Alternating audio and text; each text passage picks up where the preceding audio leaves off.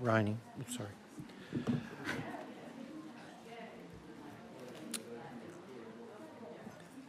Ladies and gentlemen, we might make a start.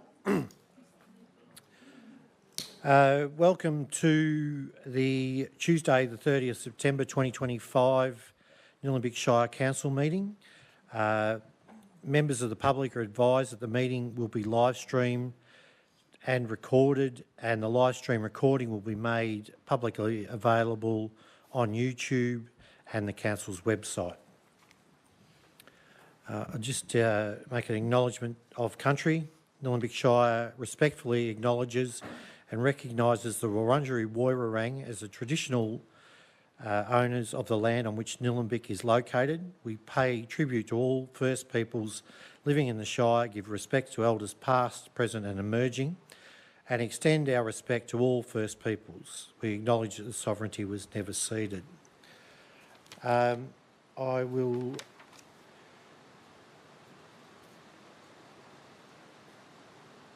ask Councillor Joy to make the good governance pledge.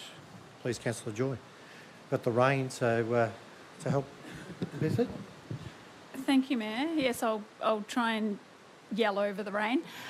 So as councillors, we are mindful of our civic responsibilities and obligations. We pledge to take them seriously and carry them out with diligence and integrity. We know the decisions we take will affect the people and environment of Nillumbik now and in the future. We undertake, therefore, to make sound and principled decisions of lasting value in a spirit of fairness and for the good of all.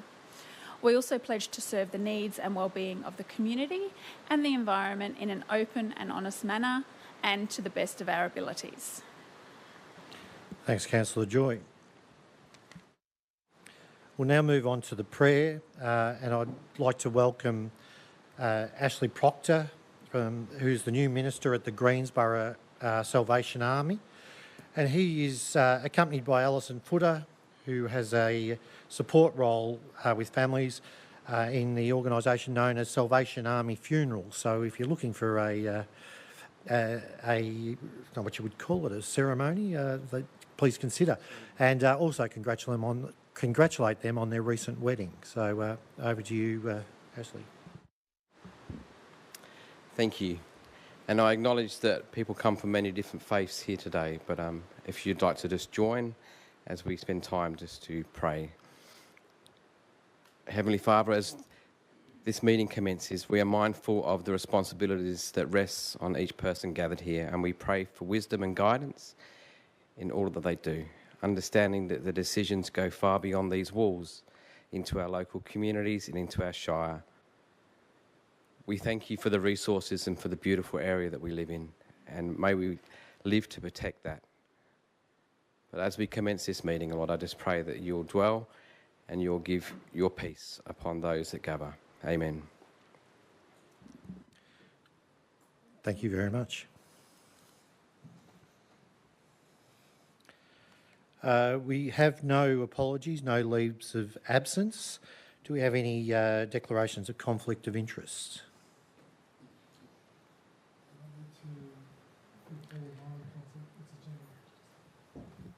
General conflict of interest. I did a submission to the road management plan for a constituent and unfortunately used my email, and therefore I need to sit out on that conflict. Thank you. Thanks, Councillor Cope. Through the Chair, I have a general conflict of interest in the confidential report, CEO Employment Matters, CEO Performance Plan 25-26. Thank you, Mayor. Thank you, CEO. We have no presentations, so we will move on to the confirmation of minutes. Do I have a mover? Councillor Perkins. Yes, I'll move that the minutes be confirmed as per the papers. Do I have a seconder? Councillor Joyner? No. Anyone wish to speak to the motion? We'll then take a vote. All of those in favour? Carried unanimously.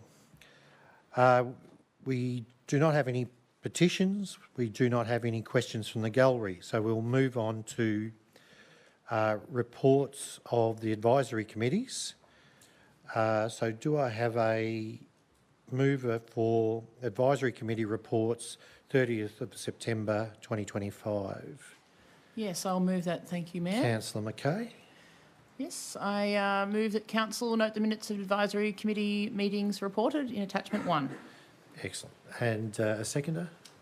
Councillor Coe. Councillor McKay, do you wish to speak to the motion? Yes, just briefly, I chaired one of these meetings and attended a second. So with the Environmental Sustainability Advisory Committee, we updated the committee on the status of the Climate Action Plan, the Biodiversity Strategy. We discussed targets and timeframes for the upcoming year and also the achievements of the previous year from these strategies. The committee also discussed the grave concerns reflected in the community feedback about wildlife vehicle strikes, and we had a very proactive discussion about that. And at the Youth Council, we covered issues around youth gambling, ideas around projects for recognising the upcoming 16 days of activism against gender-based violence, and excitedly continued with our Youth Planning Summit. Youth Summit Planning, I should say. Thank you. Thanks, Councillor McKay. Councillor Cope, do you wish to say anything? May I say that, having to chair the Recreational Trails Advisory Committee for the new committee, it was quite exciting to meet new members, and but it was quite a ordinary meeting in that we were just introducing people and getting the ideas of getting more facts about the trail proposals, and so it will be beneficial in that we going forward will want to develop that advisory committee further. Thank you. Thank you. Always a committee that has plenty of people who do a lot of time on the trails. Any other councillors? Councillor Perkins. Yeah, thank you. Just briefly, I chair the Inclusion Access Advisory Committee meeting, and the last meeting, or the meeting reported tonight, was the 22nd of August. And just want to shout out to Angela Clare, our Disability Inclusion Officer, and she finishes on the 10th of October, following 13 years of significant contribution to council and the community by being employed here. So Angela Clare, lots of experience and lots of help through thousands of people over those years, and she'll be sorely missed. Thank you. Thanks, Councillor Perkins. Any other councillors wish to speak? In that case, we'll take it to a vote. All those in favour? Carry unanimously.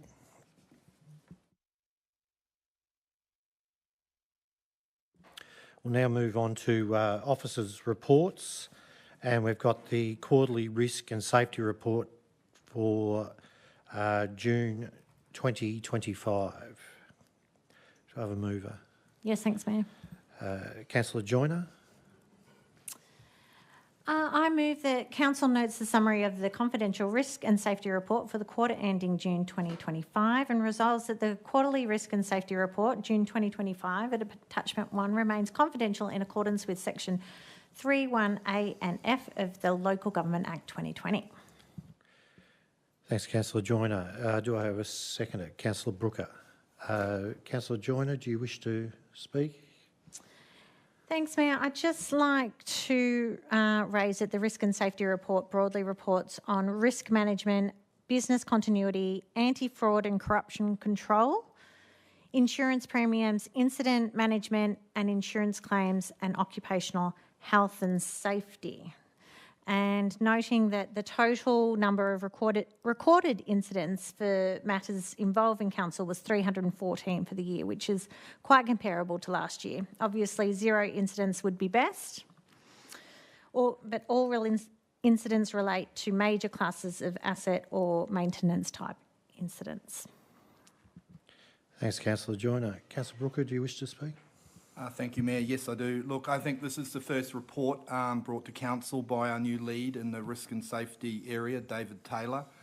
I had an explanation from David about the Council process for public liability, for a public liability insurance claim. And that conversation just reinforced to me that we've really set some very high standards in this department, and we're continuing them on with David Taylor, because all my questions were answered. It was an incident with a resident and a tree, so it's a kind of really classic council situation. And so the audit and risk function goes on with David Taylor. Thank you. Thanks, Councillor Brooker. Do any other councillors wish to speak? In that case, we'll put it to the vote. All of those in favour? Carried unanimously.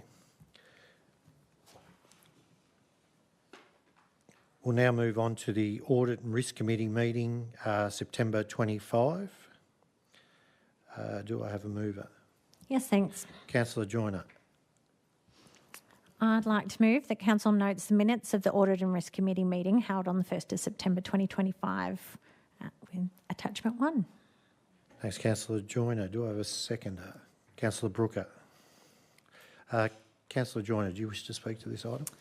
Yes, thanks, Mayor. I'd just like to raise that the meeting that happened on the 1st of September that was attended by yourself and me, along with council officers, covered the following items: the draft 2024-25 VARGO final audit management letter and draft closing report, annual financial report and performance statement for the year ended 30th of June 2025, annual follow-up internal audit report, the internal audit report, quarterly risk and safety report, cybersecurity dashboard, AI policy, finance policies and procurement policy, rates in arrears report, staff smoking, vaping, drugs and alcohol policy, and the councillor expenses report. Thanks, Councillor Joyner. Councillor Brooker, do you wish to speak? Any other councillors wish to speak? We'll put that to the vote. All those in favour? Carried unanimously.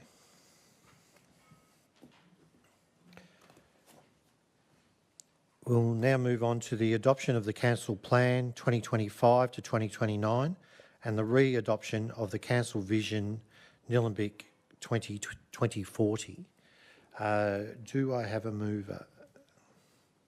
Councillor Joy? Sorry? Oh, sorry. Annual Financial Report and Performance Statement 2024-25. Sorry, do I have a mover for this? Yes, thank Councillor you, McKay. Mayor. I move the annual financial report and performance statement as per the papers. Do I have a seconder for that motion? Councillor Brooker. Councillor McKay, do you wish to speak? Yes, just briefly, thank you. So just an overview. This is the draft financial statement and draft performance statement 2024-2025, and they've been reviewed by our external auditors on behalf of the Victorian Auditor General. And for the 2024-2025 financial year, Council has had an operating surplus of $1,083,000 on an accrual basis. And I just wanted to highlight that this is, for me, a really great high-level finance document. And if you are a ratepayer and you are interested in a detailed summary to know where and what council is spending its money on, that this is a great reference. It has examples and shows what budgeted for line items, and also what. So it shows the line items budget and then also what the actual spend was. So it's quite interesting, and it's a great resource for the community that like to hone in on financial matters. Thank you. Thanks, Councillor McKay. Councillor Brooker. Thank you, Mayor. Yeah, look, this is the report subject to sign off by the mentioned Auditor General that will appear in the Council annual report that is generally published in October and November. It represents, I think, the final budget of the 20 to 24 Council and the one that this Council took over in November 2024. I just wanted to comment on the performance statement that accompanied the financial report. These are the documents that are transferred to some of them anyway, that are transferred to the Know Your Council website that enables comparison between councils and about various service standards. Some of the areas that we're going to be referring to later is in the road management plan, and that specifies various interventions when they're required. In the performance statement, it talks about 95.43% of our roads are maintained to the condition and our targeted condition.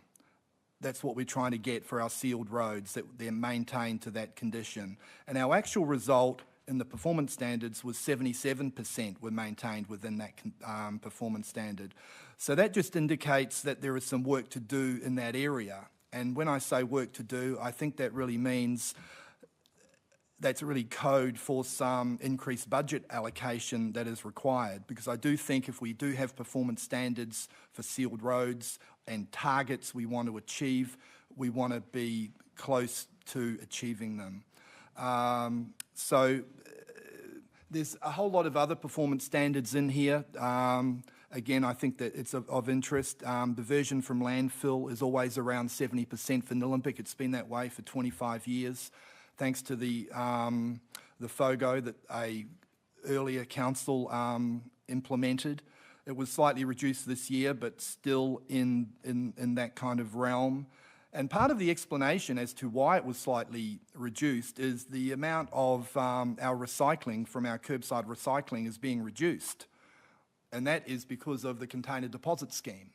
So over time, what we really, I think that is an argument for one of our advocacy pieces we'll be speaking on later this evening about the glass recycling bin. It's certainly, I think, an argument that we really need to, that the costs of implementing that bin of $1 million plus the annual charges are going to be really kind of unnecessary if you look at the performance standards that we're getting. That was all. Thank you. Thanks, Councillor Brooker. You managed to weave just about every other item into it, so great work.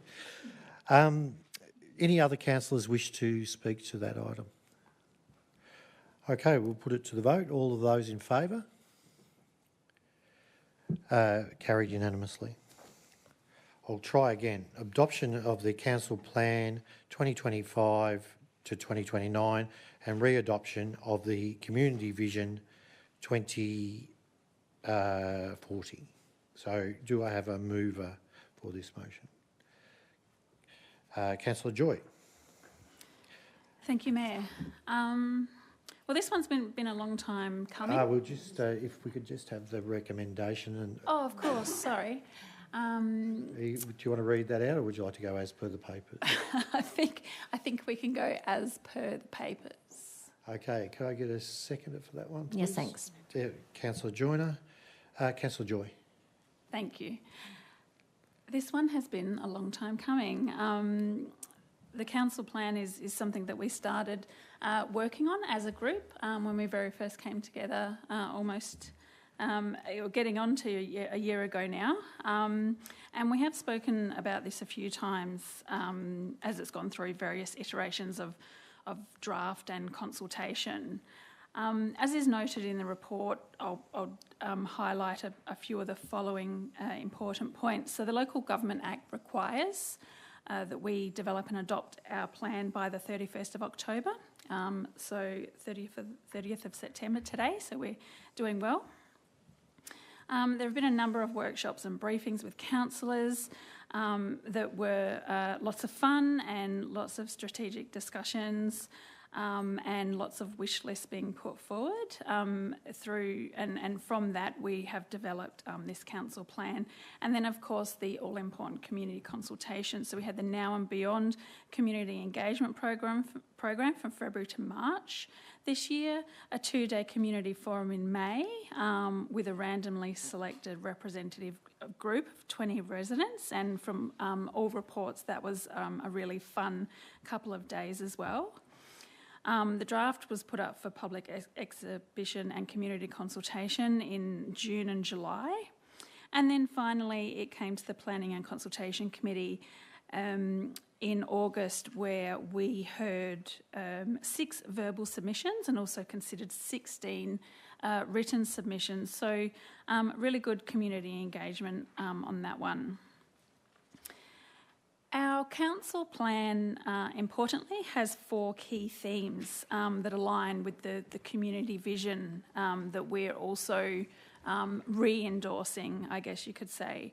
And those key themes are our people, which looks to inclusive living and participation, our place, livable and connected communities, our future, sustainable futures and healthy environments, and our council, which focuses on responsible governance and community leadership. So essentially, as the report outlines, and I'll perhaps direct those who are following along at home to have a look at paragraph 8 in the discussion section of the report, where it just talks about the areas that we're reinforcing our commitment to biodiversity and putting an emphasis on inclusive participation and encouraging opportunities for social connection and so forth. And I think that that's a really good summary of the plan there.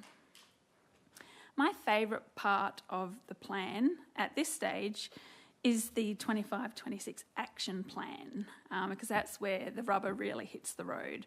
There are 55 actions in our action plan for this year, and we're already a ways through the year. So we certainly have a lot of activity and a lot of things to look forward to. Some of the key things in the action plan that I'm really excited about are enhancing the environmental volunteering by supporting our Friends of groups, providing targeted funding to support food insecurity, and most importantly, looking into the council's role in long-term strategic planning to address the problem of food insecurity and advocate for longer-term funding to develop and implement a food systems strategy. There are all sorts of other exciting points under vibrant, safe and livable activity centres, not least of which is the master plan for community facilities in Diamond Creek and progressing the pedestrian safety by developing a road safety strategy and a walking and pedestrian strategy, which really points to another one of my passion areas, which is healthy, active living. There's some important things for our rural areas as well, so developing and delivering public education campaign for the DAMP and how to promote respectful use of shared spaces, and a feasibility study for the new trail linking Plenty River Trail to Diamond Creek Trail and Aqueduct Trail. Of course, climate is very important and needs a mention, and it's great to see that we have a couple of action items in our current plan, including the Nillumbik Environmental Climate Action Hub at our very own Edendale Farm. So I'll wrap up there, looking forward to seeing how many we can tick off in the coming 9 months. Thanks, Councillor Joy. Councillor Joyner, do you wish to speak? Yes, thanks, Mayor. I think it's a document that we are generally all proud of. Thanks to Jeremy and Yaz for putting so much work into it and for trying their best to incorporate what we want out of this document and our 4-year term. As a mostly new group, it must have been very hard working in all our hopes and dreams for what we want out of this time of ours on council. We wanted all the things that have been important and raised with us during the campaign period and why we put our hand up to do this gig. We wanted it done early so we could get going on things, but time passes by quickly, especially when we have lives and full-time jobs to contend with. I also feel that Jeremy and Yaz did a wonderful job in working with the community on all of their feedback and concerns, and thanks to everyone that did provide feedback on this document, as it's so important. So the items in here that I feel proud about that made their way in are 2G, prioritise pedestrian safety improvements to help inform capital works delivery by developing a road safety strategy, safe pedestrian crossing plan and Shire-wide walking and pedestrian strategy. Pedestrian strategy safety is a large concern in Hurstbridge and Wattle Glen, and I hope it improves by doing this work. 2I, undertake a traffic and pedestrian safety audit and assessment on each of the Shire's 27 primary and secondary schools to identify priorities and inform future capital delivery projects.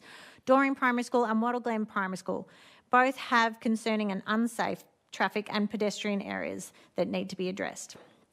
2J, undertake a Shire-wide bus network review to identify connectivity and frequency improvements, particularly in rural areas. Having no public transport in all of our rural areas is not okay. I can't imagine how hard it is for the parents of kids needing to get to work or sport and only having their parents to transport them, or the elderly and disabled if they are unable to drive. There's too many examples to go into, but public transport in our rural areas is a must. 2.13, protect and enhance biodiversity in the Shire, including minimising adverse impacts of road infrastructure and use on wildlife. Pushing for a trial of virtual fencing along our roadsides. We lost so much wildlife this season in winter. I can't imagine how bad this summer will be. We need to do better about protecting our wildlife. 2V, upgrades to sports infrastructure in Panton Hill, Wattle Glen and Hurstbridge. We have ageing facilities in these areas. Panton Hill doesn't even have a full-size basketball or netball court, let alone a pavilion where the community gathers regularly. The footy and cricket pavilion is such an important part of that town, and let's not forget the unsafe cricket nets in Hurstbridge and the very old and sad basketball stadium. 1.3, support lifelong learning through accessible community programs, libraries and neighbourhood houses to enhance social connection, build skills and support mental wellbeing across all life stages. Neighbourhood houses are important. Otherwise, I think the whole document has a very positive glow about it and shows our commitment to biodiversity and community in many aspects. Thank you. Thanks, Councillor Joyner. Reminds me of the old cassette tape. Do any other councillors wish to speak? Councillor Brooker. Thank you, Mayor. A good title of the council plan for now and beyond, which was the name of the community engagement program that was undertaken in February and March of this year. Other aspects of the presentation, well, I think we can improve, but I really just want to talk about the content. And the real point, we have discussed this several times, and when we've sent it out for draft, come back from draft and heard submissions and so on. One of the points about this council plan is I think we're getting a quarterly update on the action plan. And so we're going to be speaking about this council plan, 3 more times, I think, before July of next year on these quarterly updates. So we'll certainly be able to update the community on all of the areas within it that we are hoping to progress. So as Councillor Joy said, 55 actions in the 25-26 year that we have the opportunity to discuss. It's certainly the case with this plan that there's a lot of observations and commentary that you can make about 55 actions. I'm conscious that this is the council plan. It is not the Blue Lake plan, but nonetheless, there's certain aspects of it that are pertinent to residents of Blue Lake. The Civic Drive roundabout is referenced.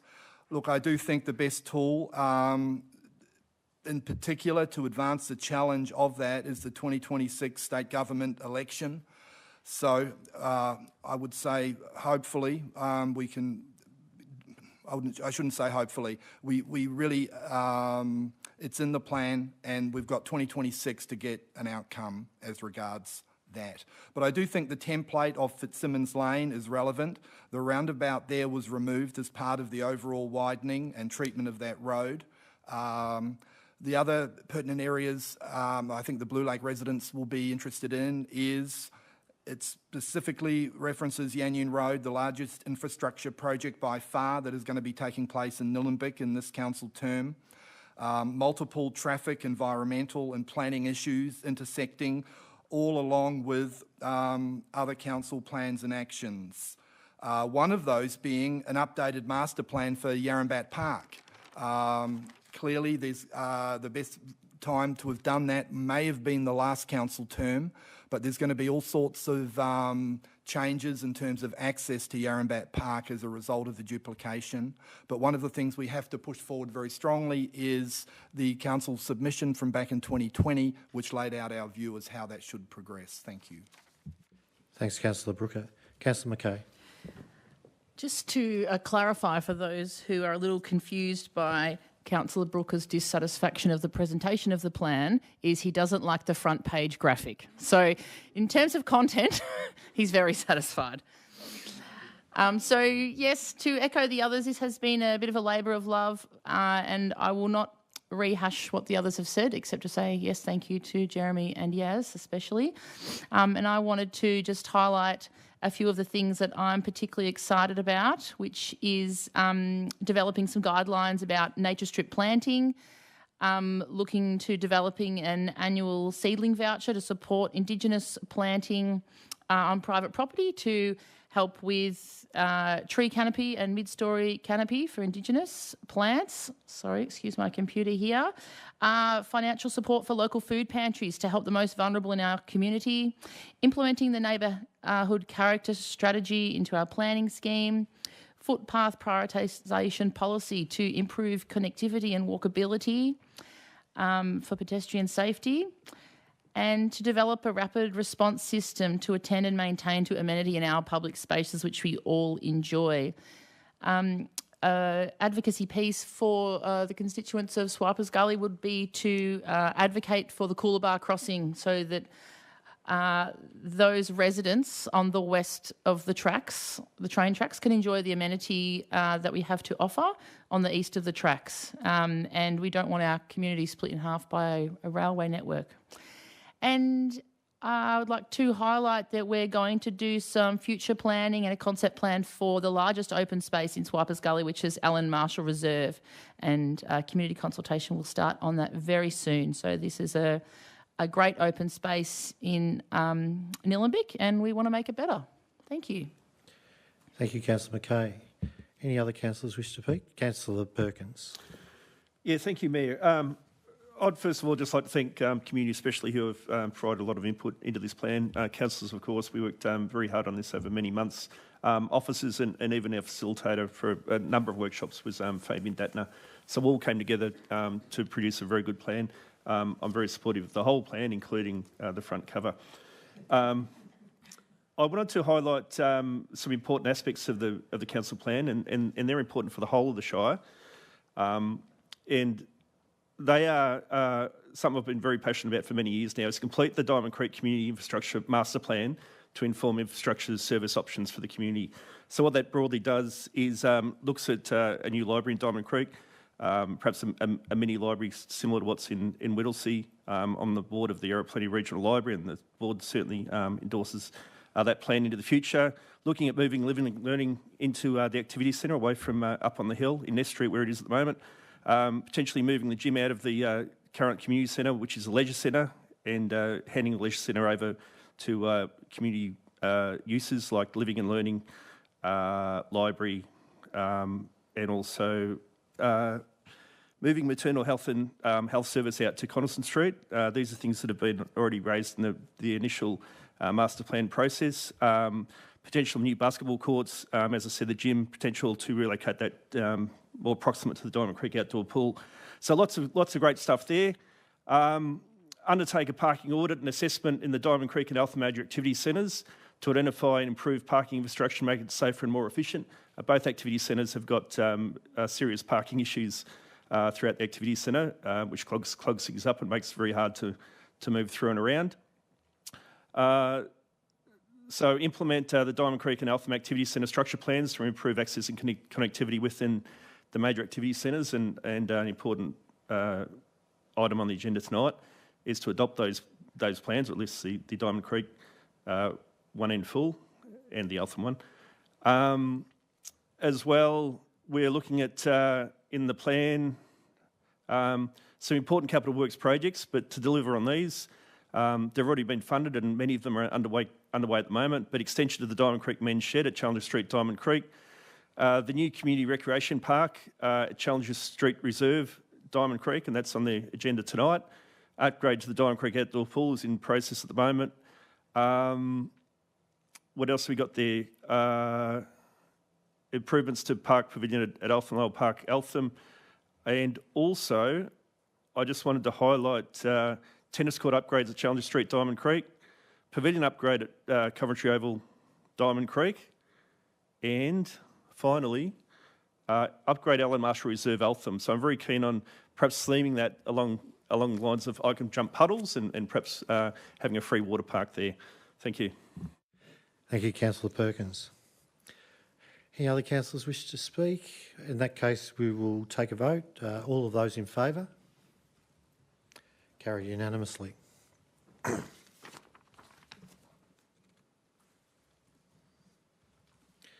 We'll now move on to the communication strategy action plan update. Do I have a mover?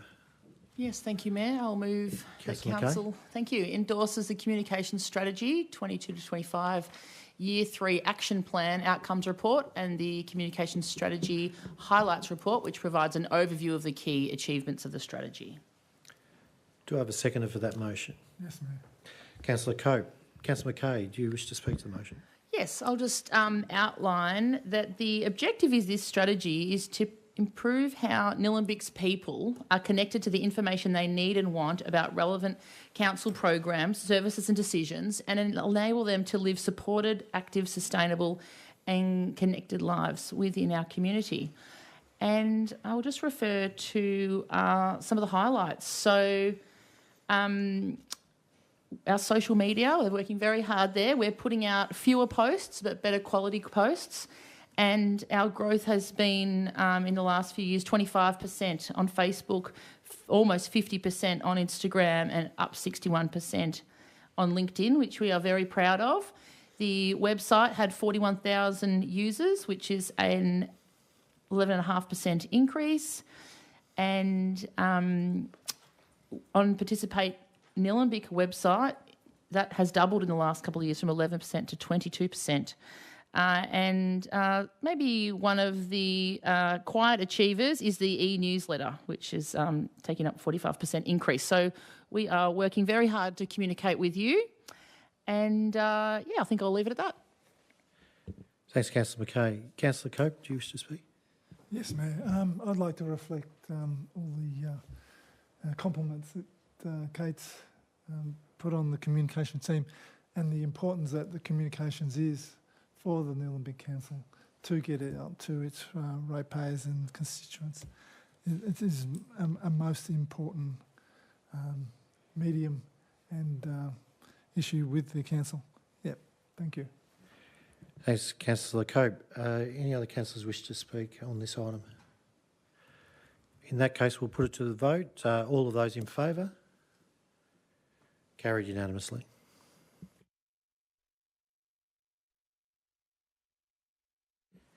We'll now move on to the Indara Corporation Proprietary Limited lease proposal for Optus Telecommunications infrastructure at Lower Eltham Park.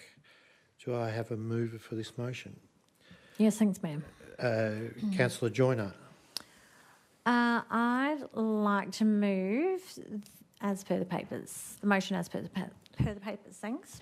Thanks, Councillor Joyner. Do I have a seconder for this motion? Yes, I will second that. Thank you. Councillor Mackay. Councillor Joyner.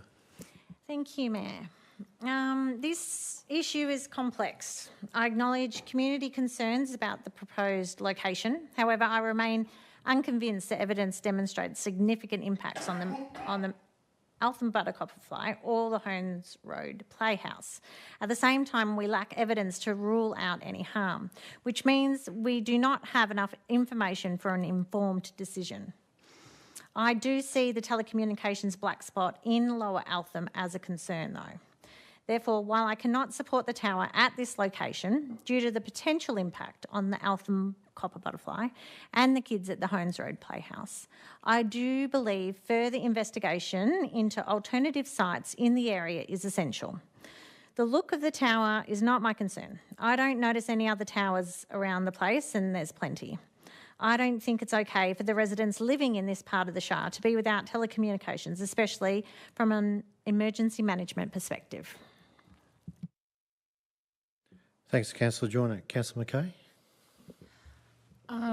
No major comment, just to catch anyone else up that the tower was proposed to replace a light pole around at I believe it's the Cricket and Lacrosse Club, and that this was particularly close to a colony of endangered copper butterflies. And there was a reasonable amount of community concern regarding the proximity, and without scientific consensus regarding whether that would be harmful to this endangered species. I think we're erring on the side of caution here. But I would echo with Naomi that we don't want there to be a telecommunication black spot for the people of Eltham, and we want them to be able to be safe and to be able to call emergency services and to be able to communicate with the people they want to. So, yes, I also support re-looking for another location because we want to win on both sides here. We want people to be connected, and we want to keep our endangered species safe. And whilst it's likely that it is safe, we can't be sure. Thank you. Thanks, Councillor Mackay. Any other councillors wish to speak? Councillor Perkins. Thank you. Yes, I'll speak against the motion. It's not that I support the plan. I certainly don't. But this motion, and I did discuss it with councillors, I don't like the part of the motion that says that we'll consider an alternative option at Eltham Lower Park. I think Eltham Lower Park's been done and dusted. It should not be considered for a siting of telecommunications infrastructure. We'll get exactly the same result that we got from the community, if not more people coming out to oppose another site at Eltham Lower Park. I don't think it's appropriate to put this sort of infrastructure at Eltham Lower Park. Another suitable nearby location, by all means investigate and we can consider that, but I can't see how I would support a new location at Eltham Lower Park. I think it's just a waste of everyone's time and effort, and it's council just going around in circles. So I'll be moving or foreshadowing a motion if this one fails, and that will be to amend the words in this current motion, which would say, consider an alternative option for the siting of telecommunications infrastructure outside of Eltham Lower Park at another suitable nearby location. So that's the major issue I have at the moment, is we're really just doing nothing. We're saying, no, we don't like it in this particular spot, but move it 100 metres and we might consider it again, which I think is pointless. I oppose this infrastructure at Eltham Lower Park. Thank you. Thanks, Councillor Perkins. Councillor Brooker? Thank you, Mayor. Look, I don't support the installation of the 5G tower at Eltham Lower Park. I will, however, go through the justifications as to why a vote in favour of a 5G tower can be supported, but conclude that the special circumstances surrounding the Eltham copper butterfly within Nillumbik warrant a decision to not support the proposal for a 5G tower. The documents and the threat listings for the butterfly do not mention 5G as a threat. They focus on habitat destruction, fire, invasive weeds, etc. The EPBC Act, the Federal Act, states that there must be a threat of, and the words are important here, of serious or irreversible impact that is credible, not just possible. So the argument can be made that habitat destruction is a significant impact. That is, I suspect, the reason for the decision of the Level Crossing Removal Authority not to duplicate the train line from Montmorency Station, as it more neatly fits into the box of significant impact. You remove habitat, species decline. That, however, is not the case here. At Eltham Lower Park, we have uncertainty around the electromagnetic impacts of radiation on insects. Gaps in knowledge of serious and irreversible impacts need to be credible, not just possible.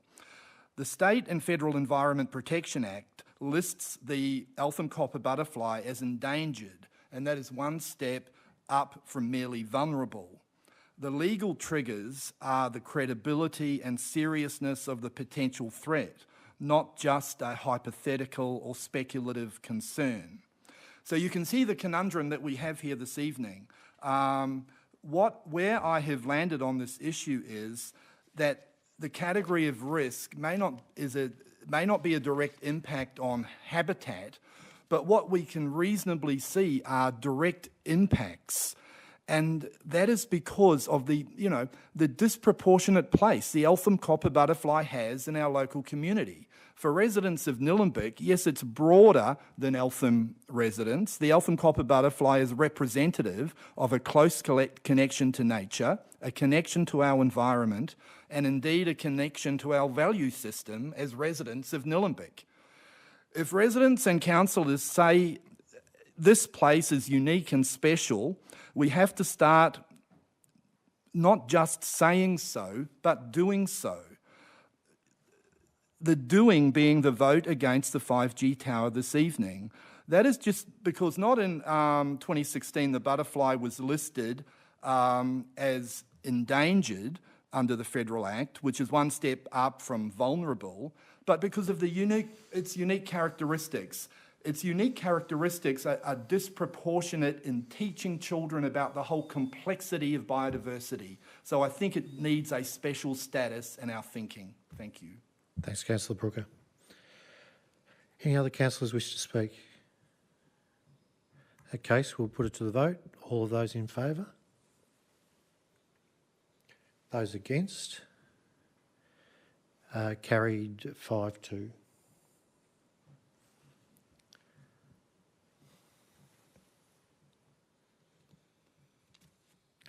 We'll now move on to seeking adoption of the Council Advocacy Priorities 2025. Do I have a mover? Councillor Joy? Thank you, Mayor. I would like to move this one as per the papers. Thank you, Councillor Joy. Do I have a seconder for this motion? Yes, thank you. I'll second that, Mayor. Councillor Mackay. Councillor Joy. Thank you, Mayor. So per the report, what this one's about is we're taking a refreshed approach to our advocacy, essentially being more strategic in our asks of other levels of government. So for the word nerds, advocacy is the process, as defined by our policy, advocacy is the process of influencing others to create change. It is often aimed at influencing decision makers to make positive changes to public policy and resource allocation to address issues of importance to communities. So that's what advocacy is about. Advocacy is really important because as well as the income that we receive from rates, the income that we receive from other levels of government is very significant in enabling us to do some of the major capital works. So some examples of previous funds that we've received from other levels of government include $1.5 million for the Diamond Creek outdoor pool, $1.5 million for the Eltham Woods preschool redevelopment, $2.2 almost million for the Diamond Creek BMX recreation park that we'll be speaking about later. The Diamond Creek Men's Shed, almost $1 million there, and the Grey Sharps Road open space implementation works, $2 million. And some of the older ones, Ryan's Reserve, $1.2 million, Diamond Creek Netball Court roof, which I think everyone can agree is an outstanding piece of infrastructure, $1 million, and the resurfacing of the tennis courts as well, $300,000. So big money comes from other levels of government, and advocacy is a critical part of that process.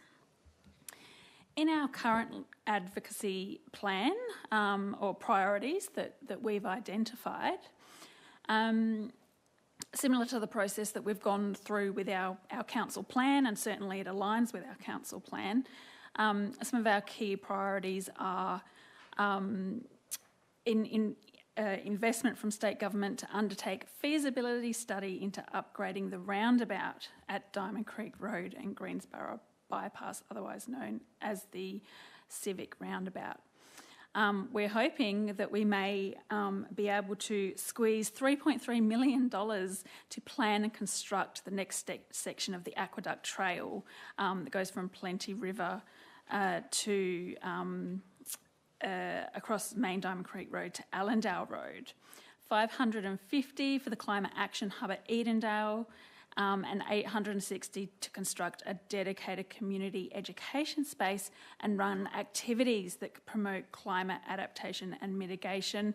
And of course, $2 million for the fabulous pedestrian crossing over the railway line from Coolabah Reserve in Councillor Mackay's ward over to Eltham North, so all the Swipers people can come and have some fun in Edendale.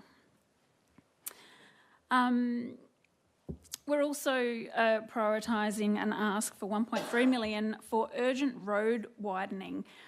We are absolutely delighted with the work that the state government did on the Windy Mile, but because, of course, there is always more to be done. And our priorities there are Broad Gully Road in Diamond Creek, Wilson's Road in Wattle Glen and Castles Road in Research. So, as you can tell, that's just a snapshot of some of the asks. But advocacy, as I said, is really critical. So we'd best be on our best behaviour because they'll be making their list and checking it twice. Thank you, Councillor Joy. Councillor Mackay.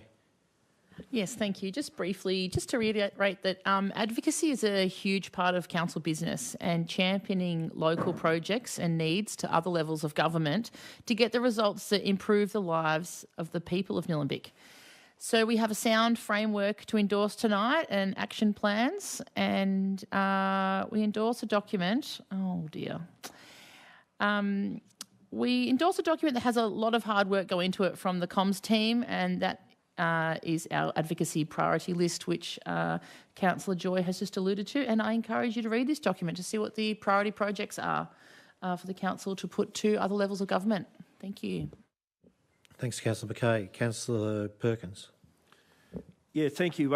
Yeah, it's a good document, the Advocacy Priorities 2025, and thanks for officers and councillors who worked very hard on this document. A lot of meetings, a lot of discussion. Diamond Creek sits in the state electorate of Eltham. It's counterintuitive, but we are in Eltham in that respect. But some important projects in Diamond Creek, which is part of Eltham as state electorate, sort of Vicky Ward's remit at the moment, and hopefully into the future. Some important work we're advocating for at Diamond Creek is the pavilion at Coventry Oval, Diamond Creek. So we're seeking $5 million to upgrade the Coventry Oval Pavilion to meet the Northern Football League standards and disability compliance. We're also seeking $200,000 for design of the pavilion at Campbell Street Reserve. That's for baseball. And that's number one. And number two, the second part of that project would be $5 million to construct the pavilion to accommodate the Diamond Creek cricket and baseball clubs. Campbell Street Oval reconstruction, we're also looking to get $1.5 million for the reconstruction of the Campbell Street Oval for use by the Diamond Creek baseball and cricket clubs. What else have we got? We've got the, it's listed here as the United Church tennis courts. It's actually the UC tennis courts. There's no connection anymore between Uniting Church and UC Tennis Club, so if officers make that slight change. But we're seeking $500,000 to upgrade 2 synthetic courts at the UC Tennis Courts in Diamond Creek. So they're really important projects in the state seat of Eltham, the most important part of state seat of Eltham, I would suggest. But yeah, hopefully we can get some traction there and get those projects going. Thank you. Thanks, Councillor Perkins. Any other councillors wish to? Councillor Brooker. Thank you, Mayor. Look, I would say that our priorities are well described and well laid out in this plan. I have a somewhat different definition than the one Councillor Joy said that's in the documents. I say that successful advocacy is not being in the right place at the right time. It is being in the right place all the time. And that is what these advocacy priorities seek to do, is to position Nillumbik in the right place with a specific ask to meet a specific strategic imperative with the supporting arguments and the documents and the strategies and the arguments that support our case for those projects. So that is what we need to do, and that is what we will do. Thank you. Thanks, Councillor Brooker. Any other councillors wish to speak? No. In that case, we'll put it to the vote. All of those in favour? Carried unanimously.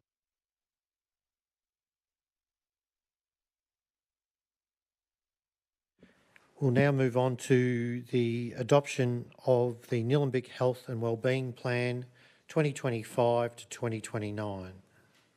Do I have a mover? Councillor Joy. As per the papers, please, Mayor. Thank you, Councillor Joy. Do I have a seconder for this motion? Councillor Brooker. Councillor Joy. Thank you, Mayor. So I've spoken to this one a few times already, so I won't indulge for my entire 5 minutes, but just a few things that I'd like to point out. So the Health and Wellbeing Plan is a really important document that, you know, one could argue potentially one of the most important documents because it directly addresses the health and wellbeing of our community. So the plan identifies 6 priority areas that will guide Council's actions over the next 4 years. And the 6 key priorities are improving mental wellbeing and social connection, preventing discrimination and violence, increasing active living, improving food systems, reducing harm from alcohol, drugs, vaping, tobacco and gambling, and probably any other ways that we might choose to hurt ourselves, and advocating for and improving access to services, facilities and housing. So as I said, I have spoken to this one a few times already as it's gone through its various iterations. What I'd like to focus on this evening is priority 4, improving food systems. So we have an action plan similar to the council plan, which is for 4 years, and then we have an annual action plan. So same thing here for the health and wellbeing plan. It's an annual action plan that's associated with it. So the priorities for the food systems, improving food systems, are to deliver inclusive food and nutrition programs in partnership with local organisations, to build cooking skills, encourage healthy eating and support social connection for young people and older residents. To strengthen responses to local food insecurity by co-facilitating the Banyule and Nillumbik Emergency and Food Relief Network and partnering with Diamond Valley Community Support. And just as a side note, a few of us went out to visit with Diamond Valley Community Support several months ago, and they're doing outstanding work. To introduce the Healthy Choices traffic light system in sports settings in partnership with Deakin University and Health Ability to improve healthy food systems. And another side note there, or perhaps a declaration, that I happen to work as a sessional lecturer at Deakin University, but I wasn't actually involved in arranging this in particular. And I'm also hopeful, given that we have our Operations Centre manager here this evening, that we may be able to extend the Healthy Eating Choices traffic light system to our very own depot, so we can take care of our own people as well. And finally, scope and research funding opportunities to support the development of a Nillumbik food systems strategy for long-term planning and action. So the reason that I'm so passionate and excited about these things, it is an area that I've studied and where I work in academia and have previously worked in government. And a lot of people actually don't realise how much their environment and their social settings and culture impacts their individual food choices every single day.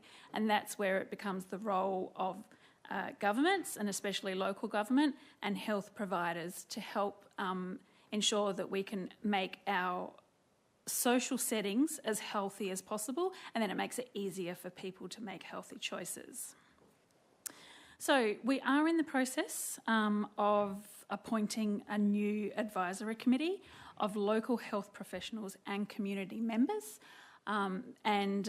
We oversee the work and provide advice that happens under the Health and Wellbeing Plan.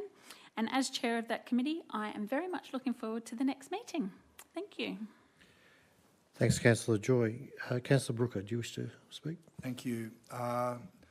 Look, I do think the Health and Wellbeing Advisory Committee that was instrumental or an active participant anyway in the process.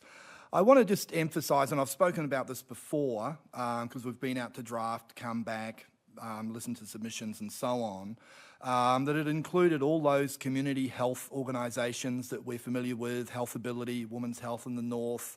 There were other specific groups like Araluen in the All Abilities or disability space, recreation providers like Aligned Leisure and Belgravia, representatives from the Yarra Plenty Regional Library Service, all working on that committee, and also participating in workshops that we ran here as well.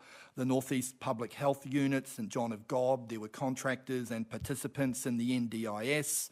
Preschools, I know, were represented in the workshops, all contributing to this document, the Health and Wellbeing Plan. So I certainly learnt a lot about the social determinants of health in my time on the committee, and how wide-ranging that lens is in delivering healthy lifestyles to our residents. But so much of our council activities are encompassed in that whole space. Attractive public open spaces, accessible footpaths, food we've mentioned, recreational facilities, all of these things that are useful and helpful to us. I do think it's one of the examples where council has added some value where the sum is greater than the contribution of the individual parts, that we together have got something bigger and better than what those individual groups can contribute individually to Nillumbik's health and wellbeing. So again, it is a new committee. We're going to really be fascinated to see about how the action plan rolls out over the next 4 years. So that's all from me. Thank you. Thanks, Councillor Brooker. Any other councillors wish to speak to this item? In that case, we'll put it to the vote. All of those in favour? Carried unanimously. We'll now move on to the adoption of the asset plan 2025 to 2035. Do I have a mover for this motion? Councillor Perkins. Yeah, thank you. I'll move the motion as per the officer recommendation in the papers. Seconder for this motion? Councillor Cope. Councillor Perkins, you wish to speak to the item? Yeah, thank you. This one went through community consultation and also almost went through without issue, but no one came to submit to the planning community consultation meeting. But reading the 4 submissions, there was one very, very good submission from the Friends of Nillumbik, and I think their submission really was taken on board by council and by officers and really drove some changes in the document from the draft to what we see today. And they included the wording in the requirements section for Eltham Lower Park Master Plan, and it formally only talked about park stakeholders, but it's been updated to include passive users. And there was rewording also, rewording impacts for services for buildings category, demand driver population change, drainage category, climate change, drainage category, cultural change, drainage category, demand for increased services in areas where drainage is not currently provided, open space category, increased female participation and gender diversity in sports, open space category. Now all of those categories, what they formally said was, so if we get an increase in population, council may consider doing something. I think the submission from Friends of Nillumbik put that, May's too loose. If we get the anticipated, 25% population increase in the next 25 years or whatever it is, that May's too loose. So council and officers took that on board, and the wording has been strengthened to really give a trigger that if these estimates or forecasts are realised, and they most likely will be, that really doesn't leave council much room to move in terms of we have to do certain things. And I think that was a very important pickup from submitters that otherwise might have gone through without question. So thanks again to the community who, and particularly I think the Friends of Nillumbik, who potentially saved us on this one. So thank you. Thank you, Councillor Perkins. I see Sue Dyatt is making faces down the back there, so I think it might be something else. Our secretary, Councillor Cope, would you like to say anything? Any other councillors wish to speak to this? Councillor Brooker. Look, the asset plan, this is one of a number of reports that are coming before us this evening. That is one of the functions of the new Local Government Act 2020 that wasn't in place when I was previously on council. So this is a new whole series of reporting that we're doing. I think this document is a good one. It actually specifies as $809 million. Let's say it's close to $1 billion worth of assets that Nillumbik own and have responsibility for maintaining, preserving and planning for the future, and then determining if they are no longer fit for purpose or require some other sort of renewal or even ultimately any replacement or disposal. I do think, the colour-coded condition rating in the report is heartening in the sense that there are very few poor or very poor assets within our portfolio, and the aim is to keep it that way. The tables outline the outlays in maintaining and renewing existing assets, and there is little new acquisition of assets predicted. But you do note that on many occasions, renewal or upgrade often typifies an entirely new asset. So although there's not a lot of new assets identified within the report, you just have to look not too far from here at the expansion of the Diamond Valley Sports and Fitness Centre to see not a new asset, but an unrecognisable one, in that it was expanded from 4 courts plus 1 other court to now 8 courts, and that new reception area, new shop, offices, so it may not have technically been new, but it's certainly a marvellous, excellent addition to the asset portfolio of the council. The asset plan lists many strategic documents that assets emanate from, the lifetime play strategies. We know what an extraordinary asset now exists in Diamond Creek with that regional play space, something that everyone can be proud of. And it's by properly resourcing the assets and maintaining them and finding the sweet spot between renewal and upgrade that we'll hit the sweet spots with our residents and how we're caring for our infrastructure. Thank you. Thank you, Councillor Brooker. Councillor Mackay. Yes, thank you. I just wanted to read something of interest, and it says here that the asset plan has also been designed as a digitally interactive document, allowing exploration of the data behind the decision-making process, and that this innovative approach presents the information in a dynamic and user-friendly manner that could, and I would say should, be made available through Council's website following its endorsement. So those who are interested in monitoring how we're managing assets need not ask us. They could refer to this special interactive document. Thank you, Councillor Mackay. Any other councillors wish to make a comment? No. In that case, we'll put it to the vote. All of those in favour? Carried unanimously. We'll now move on to the adoption of the financial plan 2025 to 2035. I'll look for a mover. Councillor Brooker. I'll move that. Okay, I would like to move the adoption of the financial plan 2025 to 2035 as per the papers. A seconder for the motion. Yes, I'll second that. Thank you, Mayor. Councillor Mackay. Councillor Brooker. Well, again, this is one of these reports that is a function of the new Local Government Act.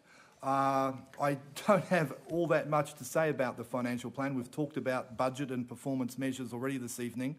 I kind of question a little bit the usefulness of these 10-year projections. They tend to be a bit of a formulaic type response of 3% for every year, 3% for CPI, 3% for rate increases, 3% for cost increases and that type of thing.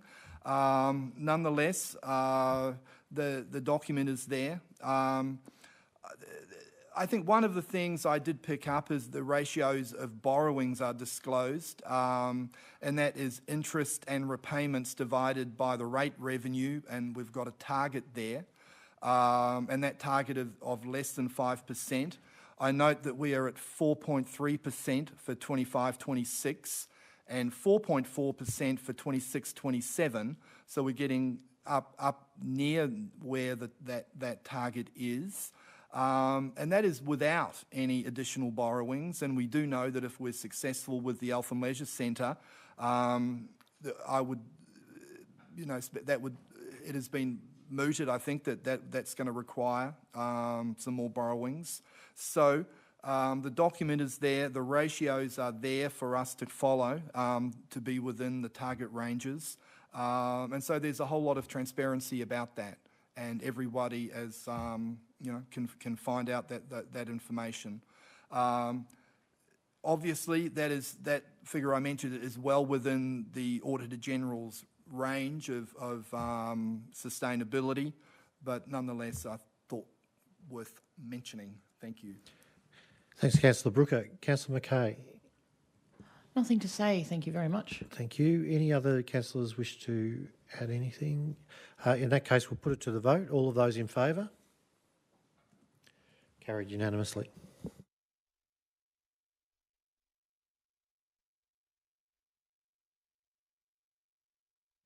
We'll now move on to the review of the road management plan.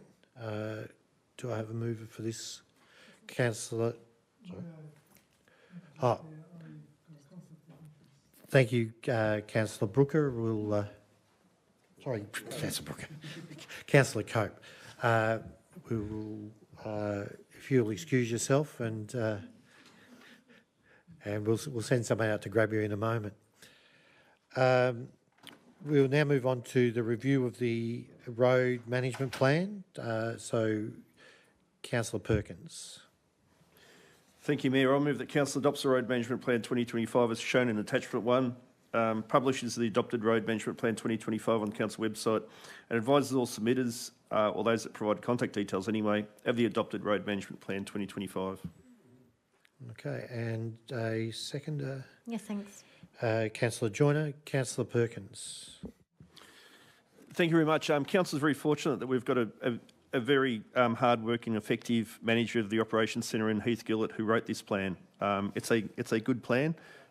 Anyone that attends the council meeting always gets a call out, but seriously, Heath's done very well. We're seeing a lot of our plans these days really delivered in plain language that everyone can understand, and I think it's important moving forward that we continue to do that. This is a great example.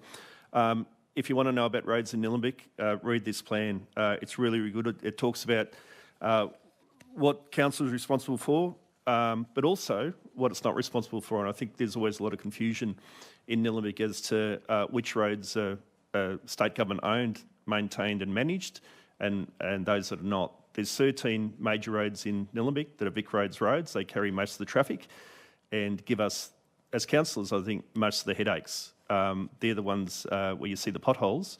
Gladly, I can say that the potholes on Nillumbik roads are attended quickly and efficiently by council staff and contractors.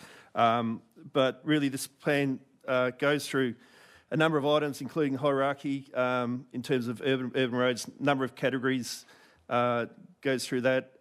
Road hierarchy and rural roads, again, 4 categories, explains what they are. Pathway hierarchy in terms of footpaths, shared and bikeable pathways, explains about all them. Inspection requirements, how often roads are inspected, reactive requests for services called. There's other proactive inspections, night inspections. So the document talks about the purpose of those inspections and the inspection and reporting requirements, what council commits to doing. Importantly for most people, I think inspection frequencies is very important, in terms of there's a number of asset groups, sealed, unsealed roads, footpaths, curb and channel, shared bicycle pathways, bridges, culverts, emergency response roads. The document talks about different categories and the reactive inspection timeframes and the frequencies, and whether or not there are night inspections, and night inspections are less frequent, but they certainly do occur as well. The plan also talks about defect intervention levels and repair timeframes, so people know exactly when they can expect the potholes to be repaired in Nillumbik or on Nillumbik roads. Potholes, for example, the description is potholes in sealed pavement greater than 50 millimetres in depth and greater than 300 millimetres in diameter. That's how you define a pothole. The repair timeframes by hierarchy is 5 working days for Category 4, 10 working days for Category 3, 3 weeks for Category 2, and 8 weeks for Category 1, urban only. So there's a number of different categories, but the ones in the urban areas, certainly 5 working days, those potholes will be fixed. There's a whole heap of other defects that might be edge break, shoulder drop, depressions, deformations, missing pit lids, damaged pit lids, roadside vegetation overhanging the road. So it's a very, very good document. Encourage everyone to have a look at that, and certainly I'm very aware of it now. I'll be certainly providing links to people that want to know more about our roads network, because I think education does help people to understand where the responsibility sometimes lies, and it's not always council who are at fault. And also, if people are aware of this road management planning, and we're falling short of the mark, there's no reason why we should be. We've got a plan adopted now that says what our inspection and repair frequencies are, and I'm sure officers will work very hard on maintaining those requirements that are in the plan. So thank you. Thanks, Councillor Perkins. Councillor Joyner, do you wish to speak to the item? No, thanks, Mayor. I'd just like to echo Councillor Perkins' views. He summed it up nicely. Thank you. Any other councillors wish to speak to the item? Councillor Brooker. Yes, I do. I agree that Councillor Perkins gave us a whole lot of data there, which is what this road management plan is about. But I think the real point about it is the performance standards within the plan. That's the point. They're now out there, available to the public to see, and it's now up to us to deliver on those performance standards. So it isn't just a document around the more, I guess, esoteric measures of traffic management. What it's about is quite specific metrics that Councillor Perkins referred to as the size of a pothole. We know the size of a pothole, when to go out, and then how quickly we then have to fix that. So that is, I think, a real asset for Nillumbik, and I agree. I think when people bring road queries to your attention, which they frequently do, the first port of call will be the road management plan and see where their particular query falls within that. So that was all. Thank you. Thanks, Councillor Brooker. Any other councillors wish to speak to the item? No? In that case, we'll put it to the vote. All those in favour? Carried unanimously. We might ask that Councillor Cope rejoin us.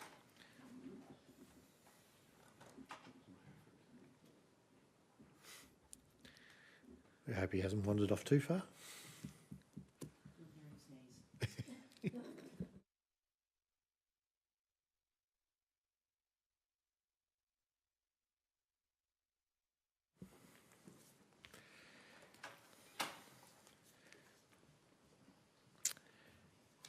Thanks to the Director of Governance.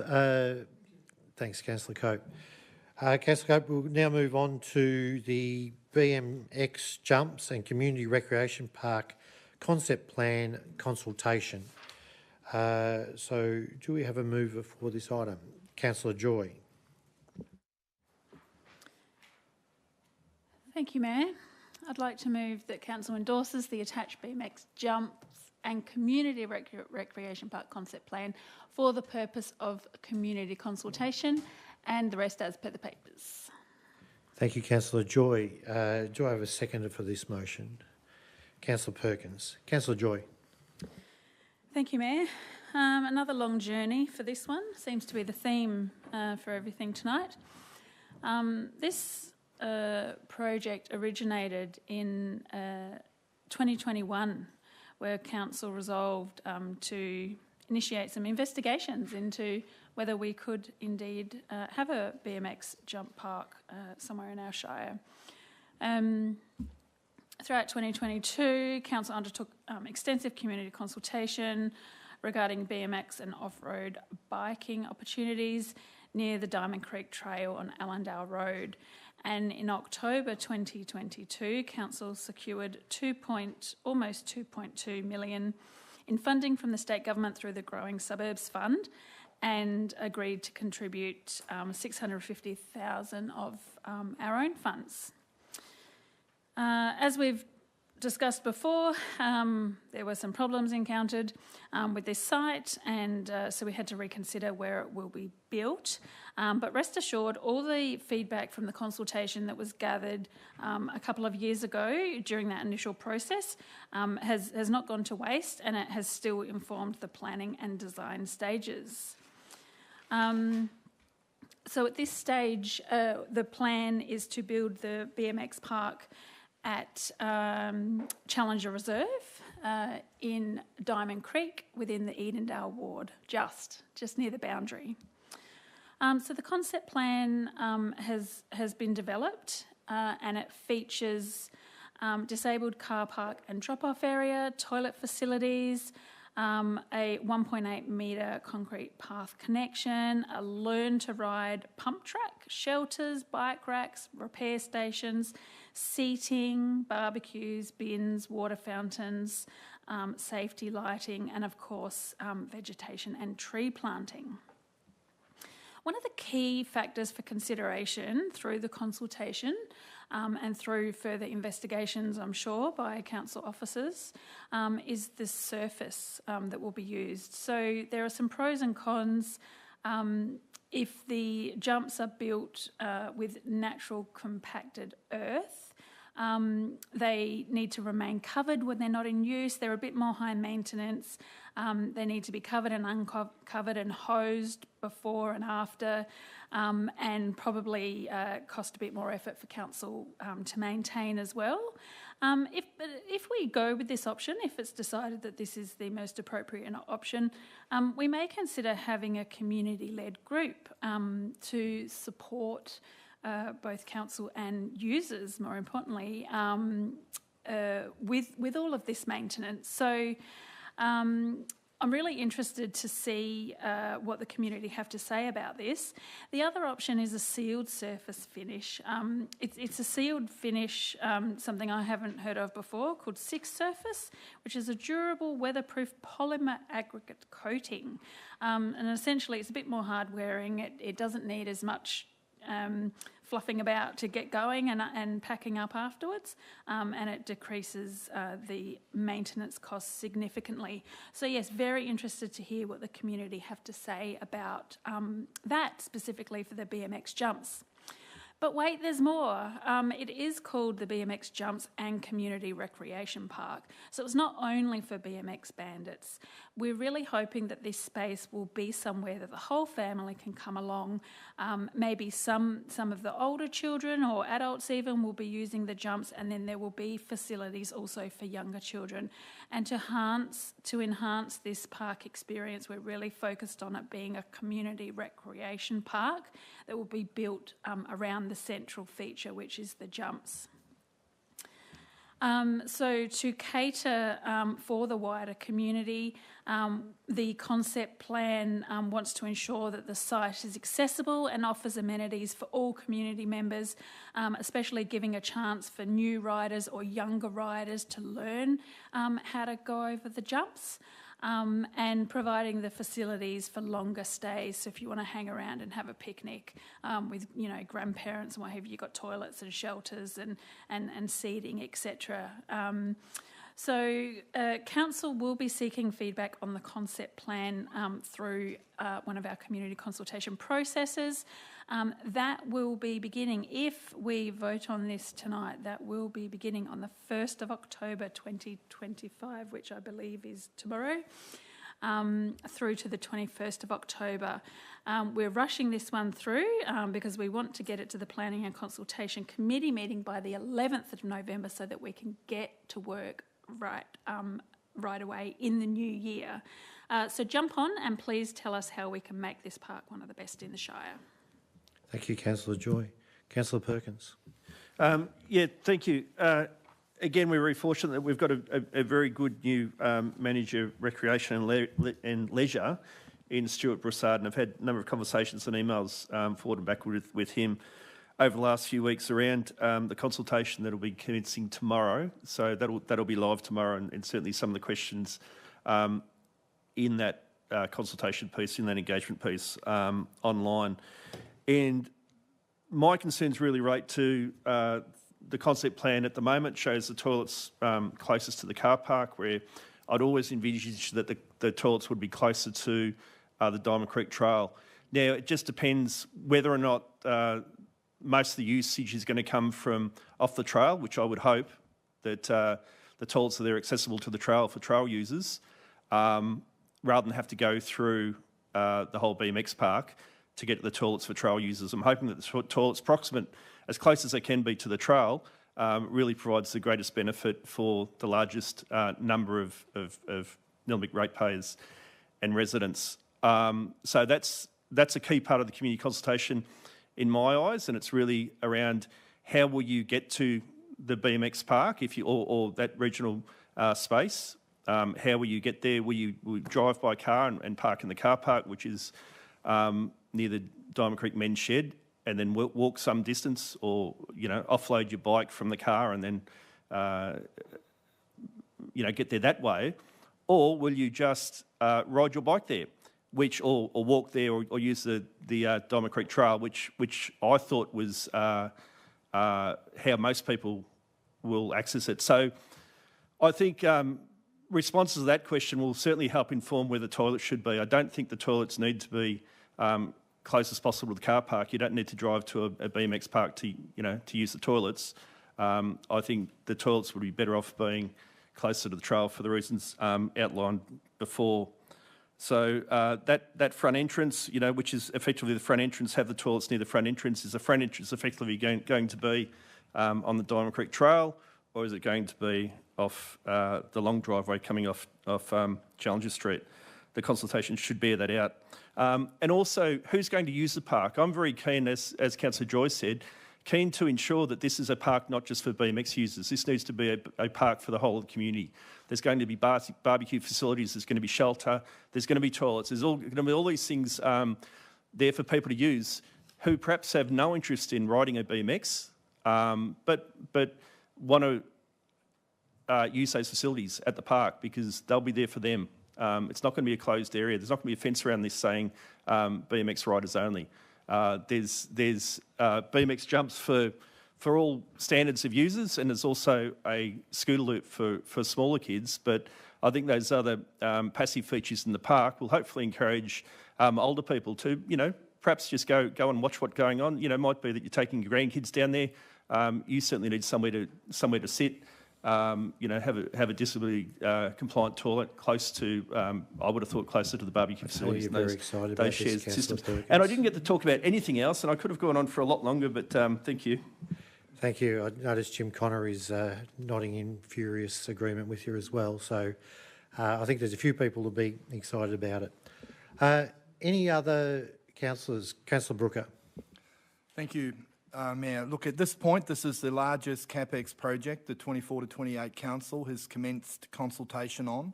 It's listed, as Councillor Joy said, at $2.8 million, $650,000 from Nillumbik. The balance was from the Growing Suburbs Fund. The project has been delayed, and there's a reason. The carried forward amount in our projects budget and our discretionary reserves represents that amount of money that was carried forward from October 2022 when we were awarded the money. But the real point I think to be made is any delay in implementing a CapEx project risks budget problems. That is for many reasons. But the obvious one is spending $2.8 million in 2026. You'll get slightly less stuff than what you would have got had you spent that in 2023 or 2024. That is, you've got the normal cost increases, which in construction, we do know is even more exacerbated than price increases elsewhere in other areas of expenditure. So I also just want to say that the longer things take, the increased likelihood or possibility that things can go wrong. Delays in projects invariably cause cost overruns, not just because of price increases, but because things are discovered as projects are delayed. So what you really need is a very good project plan and then execute very rapidly. Now, the issue I think here is with 2.8 million, if the cost goes over that amount, there will be no extra money from the Growing Suburbs Fund. We will have to pay every dollar above the budget amount. So the $650,000, any increase is going to be has to be funded by the council. So that is, I guess, my caution moving forward for everybody, that we've got to be wary of mission creep in this area. Maybe there's going to have to be some constraints when it comes back to us, when it goes out to tender.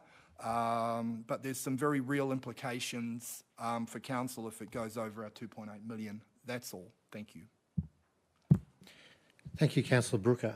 Any other councillors wish to speak? In that case, we'll put it to the vote. All of those in favour? Carried unanimously.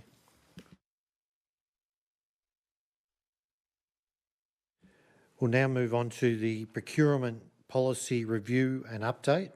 Do I have a mover for this motion? Councillor Brooker. Yes, look, I will read this out as it's slightly different to the document that has gone out publicly. The motion is that Council 1 adopts the Procurement Policy 2025 to 2029, Attachment 1, subject to the following change on page 22, Attachment 1, Clause B, first dot point. And that is where the cumulative variation value exceeds the original delegation approval authority. And you'll see in brackets, the error is, or not, the omission is excluded. And then the next highest delegation authority must review the contract and approve the variation in order to proceed. Thank you. Thanks, Councillor Brooker. Do I have a... Okay, we better make... Could you just read out? I'm sorry, makes the procurement policy, thank you, available on the council website. Thank you, Councillor Brooker. Do I have a seconder for this motion? May I please second? Councillor Cope. Councillor Brooker. I just want to speak briefly to the cumulative variation. So if it's not the contract value that we're concerned about, that if it went up, but the variation in the contract, I think that is straightforward, where the cumulative amount varied, that we needed to it not be the original contract sum, but the cumulative total. Look, the procurement policy gets a fresh set of eyes. Most councils' term, in this council term, it got a fresh set of eyes by the Northern Council's Alliance Procurement. Had a look at what we're doing and how we're doing it. And pretty much there were no major changes. With all these things, there's slight variations, I think, in probity over $3 million. It becomes an option for council to appoint a probity officer in that sense. But it's pretty much business as usual with the procurement policy, with a fresh update, with a new set of eyes having a look at it from the 7 Northern Councils that we're members of. That's all. Thank you. Thank you, Councillor Brooker. Councillor Cope, do you wish to say anything? Any other councillors wish to speak to this item? In that case, we'll put it to the vote. All of those in favour? Carried unanimously.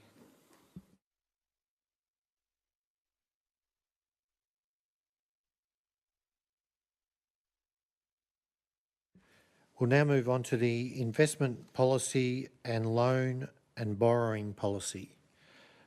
Do I have a mover? Councillor Brooker. I'd like to move the motion as per the papers. Thank you, Councillor Brooker. Do I have a seconder? Yes, thanks. Councillor Joyner. Councillor. Okay, again, one of the changes the new Local Government Act has, an investment policy, loan borrowing policy. This document really is how we invest any funds that we have from, for instance, capital expenditure projects that we have not yet expended, and how that money is invested. And that money has to be invested in appropriate financial institutions with the greatest, I guess, safety in mind, at the best term deposit rate that we can possibly get. That is kind of where the investment policy is coming from. We won't be investing in crypto or anything like that. We pretty much have a very, very straight bat when it comes to investing public money. Term deposits at financial institutions we're all familiar with. That's all. Thank you. Thank you, Councillor Brooker. No, thanks. No thanks. Thank you. Any other councillors wish to speak? Okay, we'll put that to the vote. All of those in favour? Carried unanimously.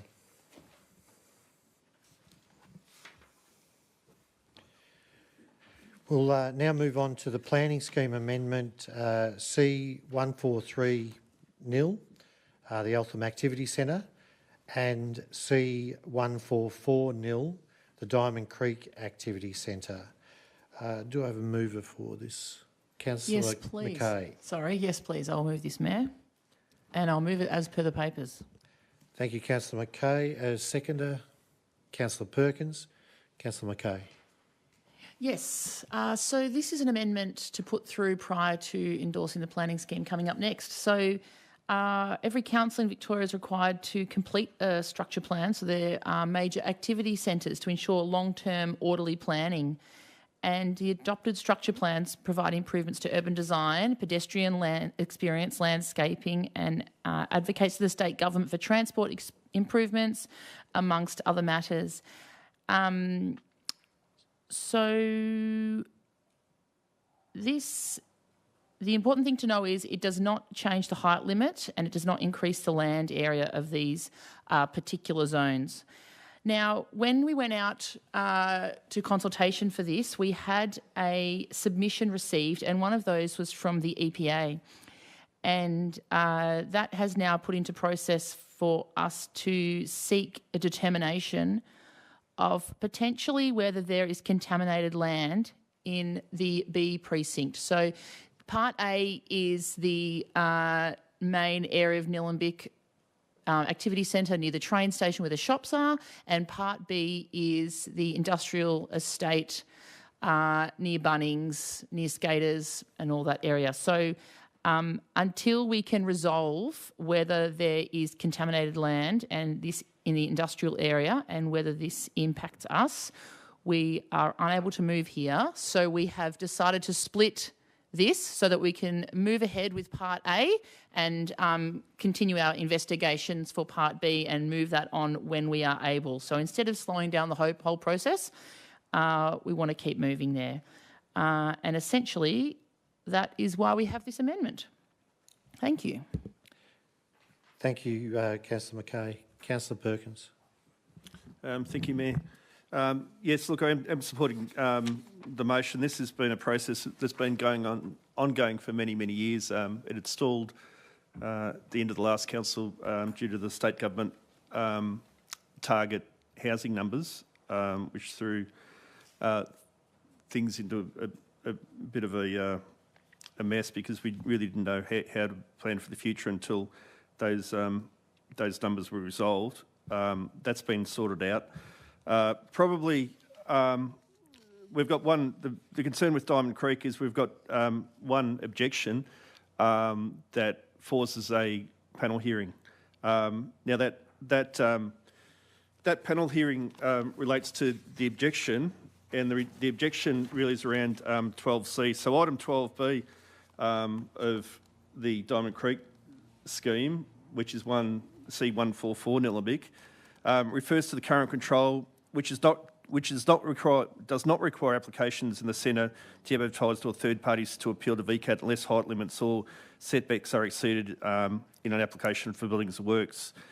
Council is seeking to change this to enable advertising for all applications and to enable third parties, that being the community, to appeal to VCAT if they feel necessary.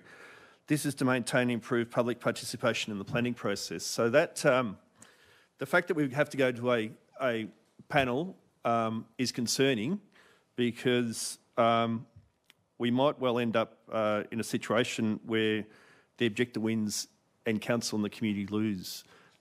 If that happens, you'd essentially have how Eltham and Diamond Creek are treated in terms of third-party appeal rights would be very different. That would be regrettable. I think that would disadvantage Diamond Creek, but we've just got to go to panel and argue as best we can. In the meantime, C143 Nillumbik, which is the Eltham part, will go to the Minister. The Minister might well, in the meantime, hopefully approve that. And C144 still relies on the panel. So, yeah, it's regrettable that we have to go to panel for the Diamond Creek amendment, but trust that we know that officers will work very, very hard to put the case across, that council and the community are very invested in having a say in future developments in the activity centres. So I'm happy to support the motion. Thank you. Thank you, Councillor Perkins. Any other councillors wish to speak to the motion? Councillor Brooker. Yes, Mayor. Look, Councillor Perkins has really summarised a little bit of what I have to say about C144, about Diamond Creek, but also, you know, the process began on my first time at council. So I've been through this iterations of submissions about this document several times, and now it's come back again. But for this purpose, not just to be adopted, but to be incorporated into the Nillumbik planning scheme. And that is kind of the best practice outcome for these planning scheme amendments. Once you've got them in the planning scheme, it increases your likelihood of prevailing at VCAT in any kind of planning dispute, because there's no question, it's not just a piece of policy, but it is within your planning scheme. So that is the reason we are incorporating this in our planning scheme this evening. Point 13, I'm fully in favour of the position outlined in that report, and I completely disagree with the objection seeking to remove the exemption for notice and review. The correct position is the Nillumbik position, and it's my position, and not just when height limits and setbacks are exceeded, but for all planning applications for building and works. It is really just so foundational to what, you know, councils are here to do, that when objectives, they are invested into what's happening in their neighbourhood, and that for whatever reason that they can say this is detrimentally impacting on myself and my neighbours, and they can potentially come to the council chambers and make their case. I will always support that position. At the same time, you don't have a right to prevail, but an entitlement to be heard, to have the opportunity to object, is so fundamental. And without it, you really are cutting at the heart of what I think is a sound planning system. So I do hope the planning panel sees it the correct way, I will say. And certainly, and the way that exists in Eltham under C143. I think that is the principal point that Councillor Perkins makes. I do note that the delay, as has been referenced, is partly due for the state government housing targets that were decreased from 12,000 to 6,500. It's worth noting, I think, that even in the smallest rate of growth of any Melbourne Metropolitan Council, but that still increases around 100%. That's double what we're currently doing on our historic rate of new dwellings being added to the number of dwellings in Nillumbik. So we really do have to, I think that's achievable. We've got this planning scheme amendment now in our planning scheme. I'd ask you to make some final points, please, I'm Councillor. sorry, that's it. Thank you. Thank you, Councillor Brooker. Any other councillors wish to speak to the motion? In that case, we'll put it to the vote. All those in favour? Carried unanimously. We'll now move on to the Nillumbik Planning Scheme Review 2025 final endorsement. Do I have a mover for this? Councillor Perkins. Thank you. I move the motion as per the papers. Thank you, Councillor Perkins. Do I have a seconder for the motion? Yes, thank you, Mayor. I'll second that. Councillor McKay, thank you. Councillor Perkins. Yeah, the Nillumbik Planning Scheme Review, final endorsement. This went out to community consultation. Wasn't a lot of take-up from the community consultation, only one submitter, but one very important submitter, I will contest. So there were a number of changes made to the document as part of community feedback, internal engagement, the new council plan that council are working on. So officers did a review of the document and identified a number of changes that need to be made. We had one submitter who submitted very, very well, and I sort of thought it's really community in action. One individual, Terry Tovey, from the Warrandyte Community Station, came and spoke to council, and he raised an issue that I wasn't aware of when I'd looked at the documents previously, and the documents talked about buffer zones and investigating consideration of future reference into buffer zones, and when the question was asked to officers, what is this about? And it was really looking at the urban growth boundary and essentially, doing some research on buffer zones where you would perhaps permit or encourage high intensity development close to the urban growth boundary on land that is Greenwedge or Rural Conservation Zone land. This is a bit of shock, horror, awesome sort of moment certainly for myself, and I think for a number of other councillors who I certainly know that when I joined council 15 years ago, I'd seen council continually debating and having ongoing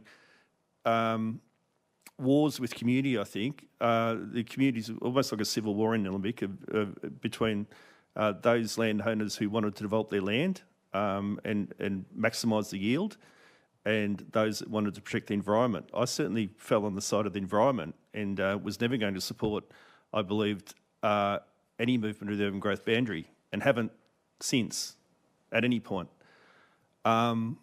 This investigation of buffer zones really does start to weaken the urban growth boundary and would lead to movement of the urban growth boundary in future, we would be laying down. So it was very important, I think, that Terry made the point about this action that was in the plan about investigation of future research into buffer zones. So as a result of Terry's submission and a quick discussion with councillors that evening, we very promptly had buffer zones excluded from the document in its entirety. So there was no discussion into buffer zones. There would be no reconsideration of all future research into buffer zones, because it does exactly the opposite that we want to achieve on council in protecting and maintaining and enhancing the green wedge of Nillumbik. Apart from that, not apart from that, it is a good document now.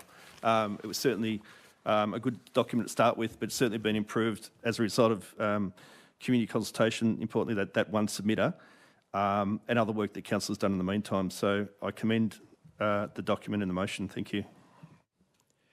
Thank you, Councillor Perkins. Any other councillors wish to speak to this item? Yes, please. Councillor McKay. Thank you. I just wanted to congratulate the team on putting this together, especially under trying times with changes of the state government. And I wanted to outline some of the things that are inside the planning scheme. So it includes the Nillumbik housing strategy. It includes the plan is to implement this housing strategy and the neighbourhood character strategy, also including finalising the heritage review. This is to support and collaborate with Melbourne Water on flood modelling in the Shire, which is also very important, and prepare to implement the Nillumbik planting guidelines. Implementing local environmental and sustainable development policy, finalising the Diamond Creek Community Infrastructure Master Plan, implementing the major activity centres into the plan, and finalising and implementing the municipal planning strategy. So this is a very big document, and it affects everyone, and it's covering a lot of things there. So just wanted to outline that. Thank you, Councillor Mackay. Any other councillors wish to speak to this item? Councillor Brooker. Look, not much to add here, but I do want to, sometimes I think I used to think anyway that it's helpful if someone agrees with you, and didn't happen all that often, but I certainly agree with Councillor Perkins, and I reference the document F, removal of any reference to future research of buffer zones. There it is, and it's a very good illustration of someone making a submission, coming into this chamber and persuading us that by the force of his argument, that he had the correct position, and then we changed it. So it can happen. Thank you. Thank you, Councillor Brooker. Any other councillors wish to speak? No. In that case, we'll put it to the vote. All those in favour? Carried unanimously.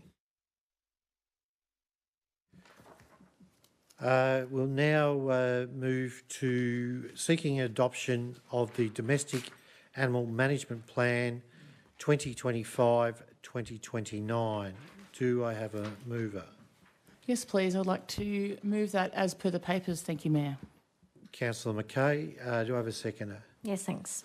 Councillor Joyner. Councillor Mackay. Thank you. I am very happy to move the domestic animal management plan, and firstly would like to congratulate the team on this very thorough, well consulted and great document. So we love our pets here in Nillumbik. With almost 10,000 dogs and 3,000 cats, they are important members of families across the Shire. Our pets bring joy to our day-to-day lives, and this plan outlines key themes around council responsibilities on managing domestic animals. It covers things such as responsible ownership, compliance with local laws, dog attacks, overpopulation of animals, registration and identification of pets, animals creating nuisance, council orders, service and training of our community safety officers. It's been consulted on extensively with over 1,200 submissions from community received when both informing the document and developing the document of the DAMP. Submitters were also present at the Community Consultation Committee.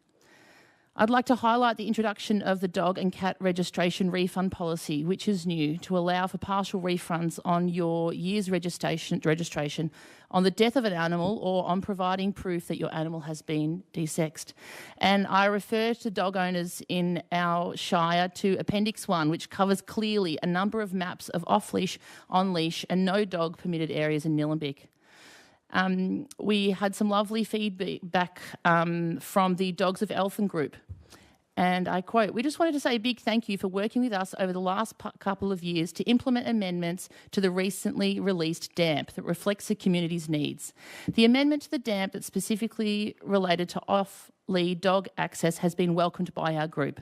We really appreciate the time spent in meeting with us, facilitating presentations, discussions and the many emails issued by your team to our group prior to and throughout the formal consultation process." So congratulations again. One of the biggest shifts in this document is the recommendation of an introduction of a 24-hour cat confinement. That is to say that if you're a cat owner, it would be your responsibility to ensure that your cat stays on your property. And I appreciate that this is a big change in the way cats are cared for and managed. Cat confinement does not mean that your cat needs to stay indoors. If you have a cat that lies in your sunny garden all day, that is okay too. But your cat cannot wander into other residents' properties. It cannot be out on the road. It is not cruel to contain your cat knowing that there are many happy and nourished cats that are currently contained. Cats that are safely confined live longer, do not suffer road or roaming injuries and death, and they're not subjected to diseases when involved in fights such as feline AIDS and toxoplasmosis. Confining your cat prevents your cat from predating on native wildlife and of bird life, which we care very deeply for in Nillumbik. Nillumbik is home to over 300 species of animals. And many of these species include some of these very precious species that reside and are reliant on habitats in the Shire include the powerful owl, the masked owl, the swift parrot, painted honeyeater, regent honeyeater, brush-tailed phascogale, common bent windback, and the Australian greyling. Pet cats, new research by the Australian Government's National Environmental Science Program has quantified the impact of Australia's pet cat population on wildlife at a national scale for the first time. The study found that collectively, on average, each roaming pet cat kills 40 native reptiles, 38 native birds, and 32 native animals per year. It's also about being responsible for your pet and their actions. If your cat is 5 houses away, how could you possibly be responsible for your cat?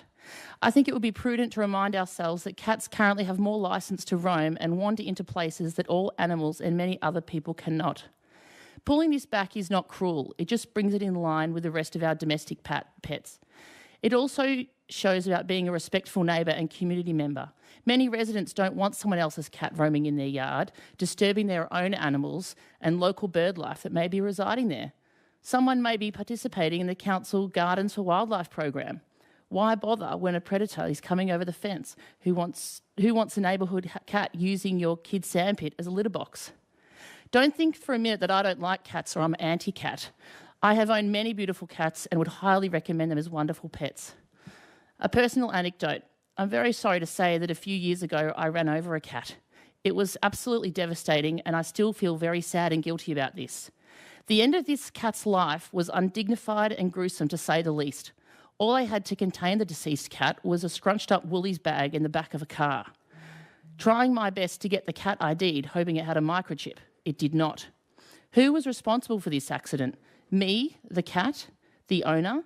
Needless to say, this would have been avoided if the owner had been responsible enough to confine this poor animal. 24-hour cat confinement is supported by organisations such as the RSPCA, the Cat Protection Society and local cat rescue organisations.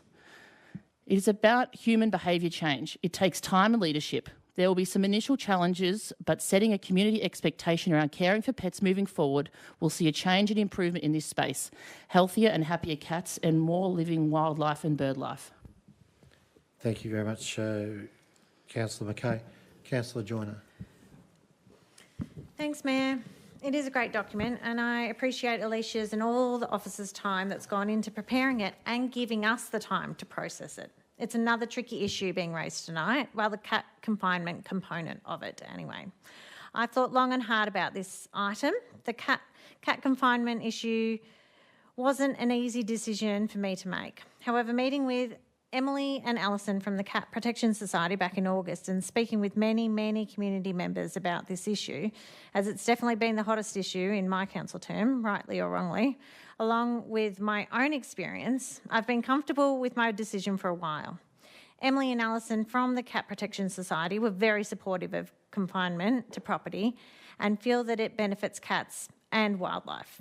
Many residents have concerns that this will be an expensive exercise for owners, but Emily and Alison pointed out that the financial burden in the long run won't be large as it will save on vet bills. I actually think it will add to the cost of owning cats to owners because they'll live longer. I would think that most cat owners would be happy with that cost.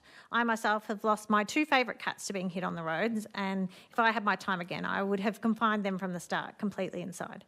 Apparently, outdoor cats have an average age of 3 to 5 years. However, indoor cats' average age is around 16 years. It was raised with me the idea of TNR, trap, neuter, return. The Cat Protection Society advised that this is illegal in Victoria and the cat will likely die from having this done to them as it's basically taking away their defences that they've been relying on their whole lives. The Cat Protection Society advised that the primary reason the cats get bought in captured at the moment is because they are eating the wildlife. I can't say I believe the figures that some have thrown out there on the impact to wildlife, but some cats are the worst. Until my recent cat, I would have believed it less, but Felix has unfortunately shown me the impacts that they can have. So my decision is based on caring for cats and the environment. I don't believe this issue will be resolved overnight. There will be a transition phase for everyone, but it can be done, and it's about transitioning your cat slowly. They sleep for 85% of the day anyway, and for their best interests, because I love cats in general, and I really do along with my family, as we spent most nights while I was recently away in Bali feeding stray cats. That's how much my family and I love them. It's for the best interests that I support cat confinement to people's properties. A very insightful documentary that won the Best Melbourne Short Documentary at Melbourne Documentary Film Festival in 2024 called The Cat Conundrum. And foreshadow that it's always been contentious. It's come up every 4 years, and I think it came up for every 4 years, perhaps from the start of Campaign focus, I think, is really important. Most people do the right things with their dog in public spaces, but there's always room for improvement. If I were to work on the education campaign, personally, the focus would be respectful of shared spaces, pick up your poop. Putting poop in a bag and then littering the bag is beyond logic. If anyone can explain to me why that happens, I'd love to understand it. I really like the definition of effective control. I think 2 of my dogs would pass that test. The third, Maisie come, Maisie come, Maisie come, Maisie come. It just, I suggest she's probably not under effective control, so I might have to keep her on the lead a bit more. And also people allowing their dogs to greet other dogs. Oh, it's okay, they're friendly. No, it's not okay. You should always ask permission first, because my dog may be nervous or reactive, and so we need to protect them in those social settings. But very importantly, we have now defined through strong advocacy and collaborative work with officers the Eltham North Oval as a shared space. So congratulations to the community advocacy on that one. I need to hurry it along, sorry, Mayor. With regards to cats, I've grappled with this and still grappling with it today. Ultimately, I think that change is hard, but long term, it will be better for everyone. Cats and cat owners and wildlife and people who don't want other people's pets in their yards. So I'd like to foreshadow an alternative or an amendment to the motion that we adopt the cat confinement, but we have a longer period before it's to be fully implemented and enforced, to give people a chance to adapt and do what they need to do to become compliant. Thank you, Councillor Joy. I think everyone has spoken to that, which we have some dissent, so Councillor Mackay, you can have right of reply if you wish. Do I need to... Can I say to do that now? Yes, but just want to confirm through the Chair, if Councillor Joy is seeking to make an amendment to the current motion on the table to extend the 12-month amnesty to a period of time, or whether it's 2 years, 3 years, we will need to be certain about it. So, do you have a number? I think at least 2 years. So 2 years. Yeah. And So the process would be through the Chair, if the mover and seconder, given that it's substantially, oh, there should be some misleading. Yep. Through the Chair, the advice would be that if it is amenable to the mover and seconder to agree to a proposed amendment to include a 2-year transitional period as opposed to a 1-year transitional period, that's still substantially close or is in line with what's the proposed motion. So it's up to the Chair or the mover and seconder as to whether they accept that. So accepting is not voting for the amendment? accepting is the amendment plus the slight change that it goes to a 2-year moratorium on a 2-year changeover rather than a 1-year changeover. So I would not accept that, but if that is to be voted on, I'm happy for that to be voted on. The amendment to be voted on, if that's the process. No, that's not the process? It's up to you. So we'll be voting so on... I would vote no for that. Yeah, so you haven't accepted it.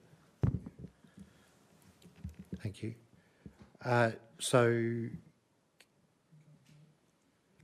Sorry, through the chair, just wanted to confirm the process. So initially, the mover and seconder have a right to either accept the proposal.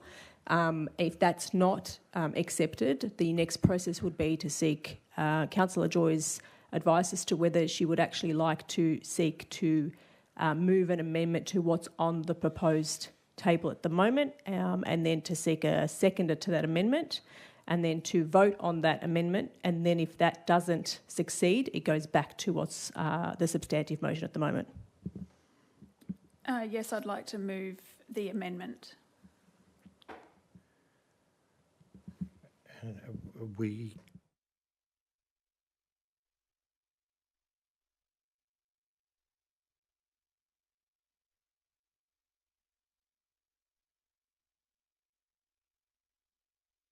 To 2 years.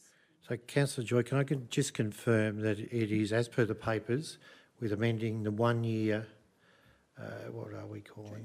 Transitional period to a 2-year transitional period. That's correct. Thank you. Do we have a seconder for that amendment?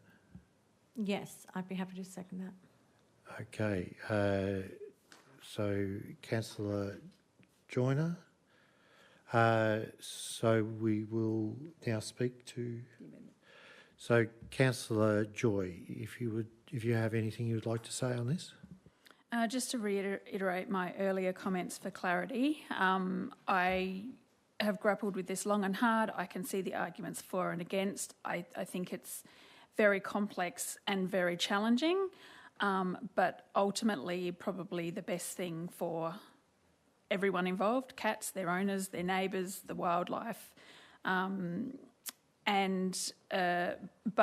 given that it is complicated and given that it does put an impost on pet owners, I feel that a longer period of time, 12 months goes very, very fast. 24 months would be the minimum that I would be proposing. But to give the certainty on the spot, I'm happy to just say 24 months. Thank you, Councillor Joy. Councillor Joyner. Thanks, Mayor. I agree with Councillor Joy. It does just give the community that it is a big change. It gives them a bit more time to make this transition easier on their cats and on them. So I agree. Thank you. Any other councillors wish to speak on this? Councillor Perkins. I'll support the amendment. 2 years is better than 1. Not as good as none, but better than 1. Thank you, Councillor Perkins. Councillor Mackay. My mum would call this kicking the can down the road. So it's another year that is potentially worse for cats and worse for wildlife. And I think we're railing against progress in this space. I understand sometimes a year can go fast, but when your pet is important to you, it's actually plenty of time to make changes. Could I just also clarify if I get a right of reply after this, or for the initial?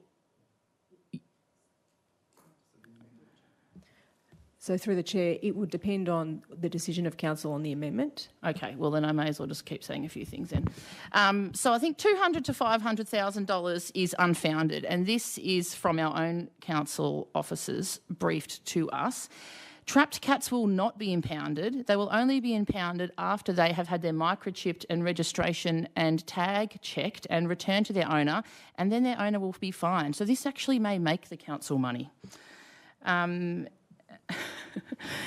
So I would just say that when it comes to enforcement, this will be enforced in the same way as illegal vegetation removal is enforced, and in the same way as your neighbour lighting a fire, that shouldn't be lit enforced. We're not going to have people out at night, or during the day I should say, trying to trap cats. This will be led by community, and this will be slow. It's a hard change. It's a progressive change, and the sooner we start this change, the better it will be. I think going forward. And I'll just, we live in the Green Wedge Shire, and when we say that, it has to mean something. So that's what I'll say about that.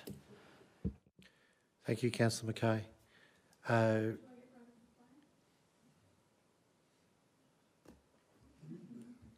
Yes, but we will have to wait until we make sure everyone who wants to speak has spoken first. Any other councillors wish to speak?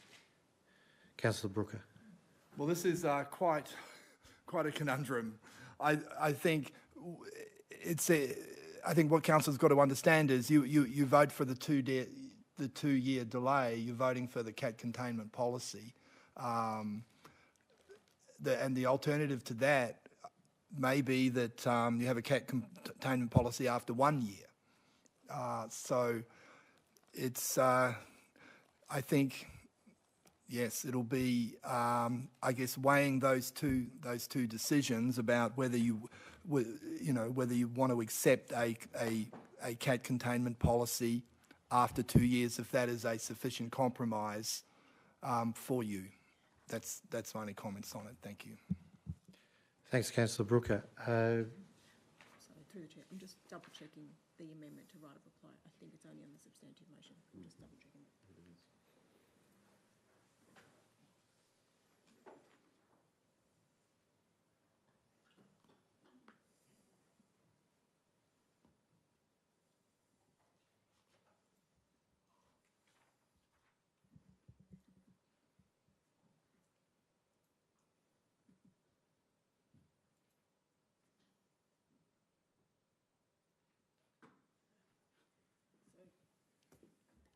Through the chair, thank you for indulging that time. There is no right of reply in the rules to amendments.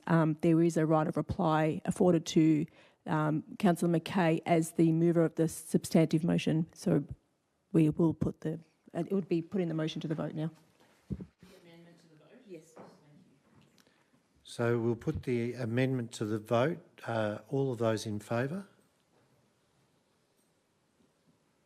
So we've got 4. Those against? The amendment is carried 4-3. So that becomes the substantive motion.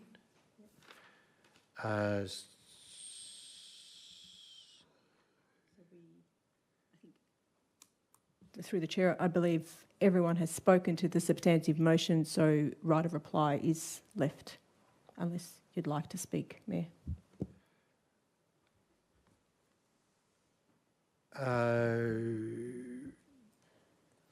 I'm supporting the substantive motion on the basis I think it is very reasonable that people who have ownership of animals take responsibility for them and they keep them on their property. Cats don't have a particular licence to wander in the neighbourhood wherever they'd like to. I also am very pleased with the work that's been done by officers about the mapping for dogs and on and off lead areas. As I said, I think the DAMP has it's been being worked on for 12 months. A lot of really good work has been done. It is a move forward, and I think that, as I said, I will be supporting the substantive motion. So on that note, we will take a vote. Sorry, and right of reply for Councillor Mackay. Thank you. Perhaps a good compromise in the end from the room. I just wanted to outline that during this 2-year transition, the following measures have been proposed on behalf of the council. So to provide clear instruction with traps to ensure responsible use and animal welfare, to publish information on safe confinement practices and enclosure options on the council website, and to explore opportunities with partners with organisations such as the RSPCA and Cat Protection Society to deliver workshops on cat enclosures.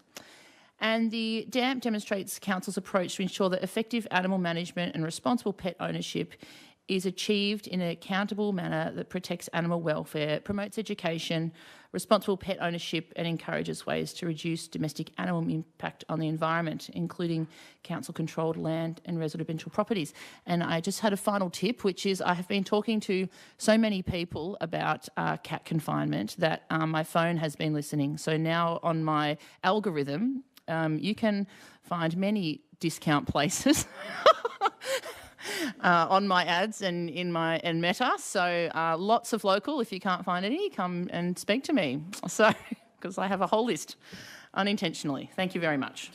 Thank you, Councillor Mackay.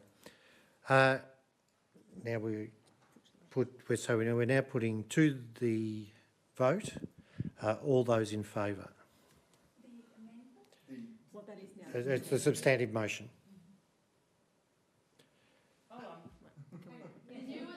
Endorsing the DAMP now with the 2-year... Yes. Let's do that again. Okay, so we are endorsing the DAMP with a 2-year transition as the substantive motion, as per Councillor Joy's amendment, as per your initial motion, all of those in favour? All of those against? Carried 5-2. Thank you, councillors. Thank you, governance team, for your guidance on that one. We will now move on to the tender contract for IT hardware and infrastructure and end user computing. Do I have a mover for this motion? Thanks, Mayor. Councillor Perkins? Yes, I'll move the motion as per the officer recommendation in the papers. Do I have a seconder for this motion? Councillor Cope. Councillor Perkins? This item is about upgrading council's laptop fleet. There's a lease arrangement currently that's due to expire in November of this year. Renewal of this lease is required to ensure continued operations technology of staff and avoid potential risks associated with unsupported or ageing devices. Importantly, there are only 2 tenderers. So a selective tender through the State Purchasing Contract End User Computing Group was issued on 29th of July to 4 suppliers, and of the 4 suppliers invited to tender, only 2 submissions were received. Yes, can't really speak much about who has been evaluated as a successful tenderer, but once we put the motion through and it's voted on, if it's in the affirmative, we can reveal who the successful tender is. Importantly, I think it's also worth noting that moving forward, the proposed lease that officers recommend with the preferred tender, it's for 400 laptops and will provide a $5,157 per month saving on the previous contract. And that would save council about $185,000 over 3 years. So on the face of it, looks to be a good deal to save $185,000 over 3 years to upgrade 400 laptops. Thank you. Thanks, Councillor Perkins. Councillor Cope? Thank you, Mayor.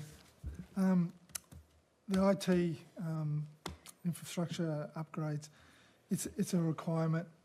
We're going to be left behind if we don't do it. And the council has got a good deal. We should do it. And just correcting Councillor Perkins, it's not the councillor's IT equipment, it's the whole of council. So it's quite extensive. May I recommend it? Thank you. Thank you, Councillor Cope. I think...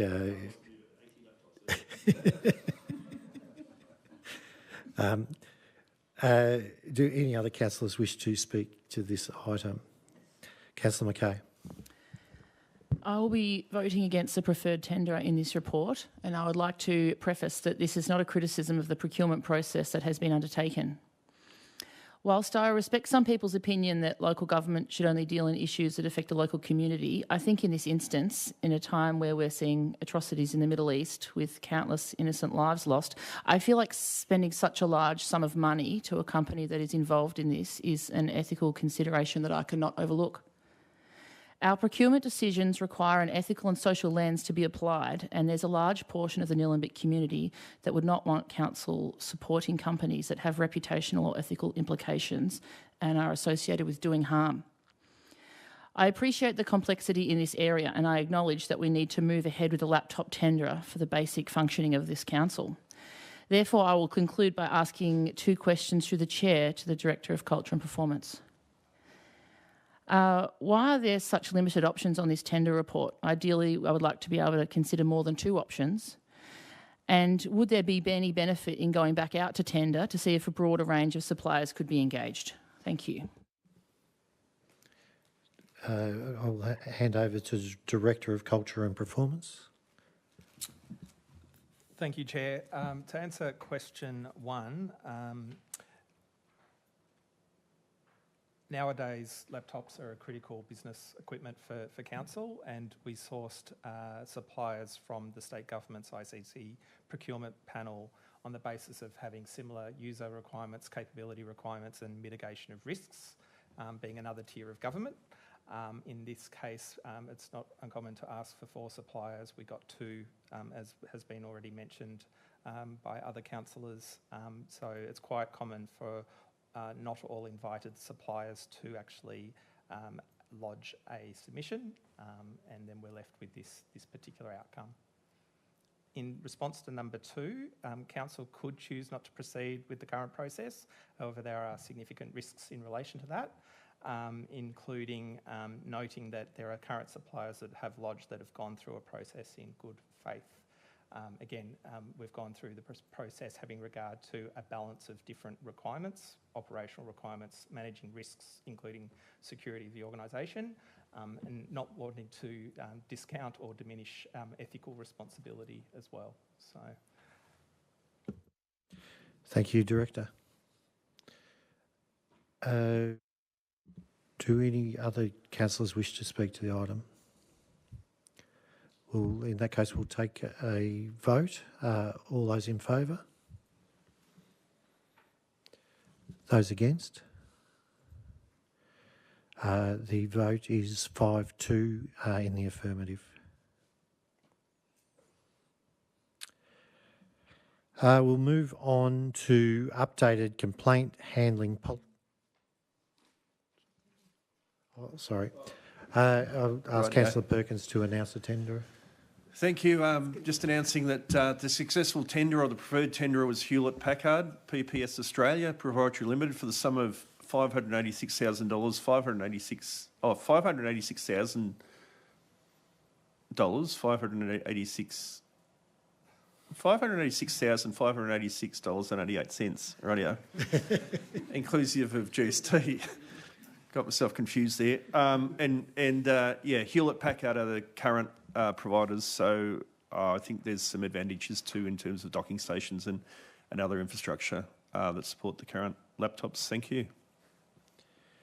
Thank you, Councillor Perkins. We'll now move on to the updated complaint handling policy. I'll ask for a mover.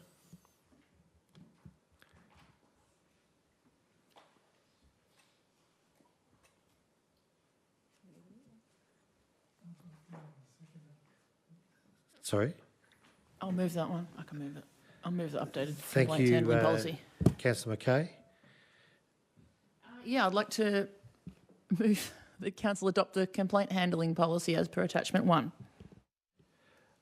Do I have a seconder for that motion? Councillor Cope. Councillor Mackay, do you wish to speak to it? I don't actually. Thank you. Councillor Cope.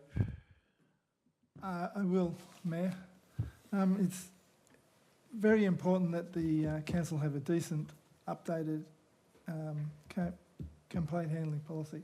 It's good that we have a policy that we can fair and reasonably get back to our constituents if there is an issue and they make a complaint. And it's really important that we have a robust policy that they can, is transparent and they can view and then follow through.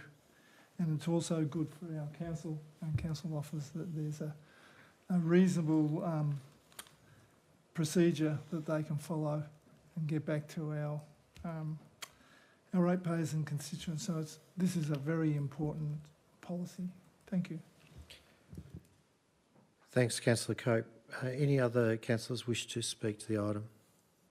In that case, we'll take a vote. All those in favour? Carried unanimously.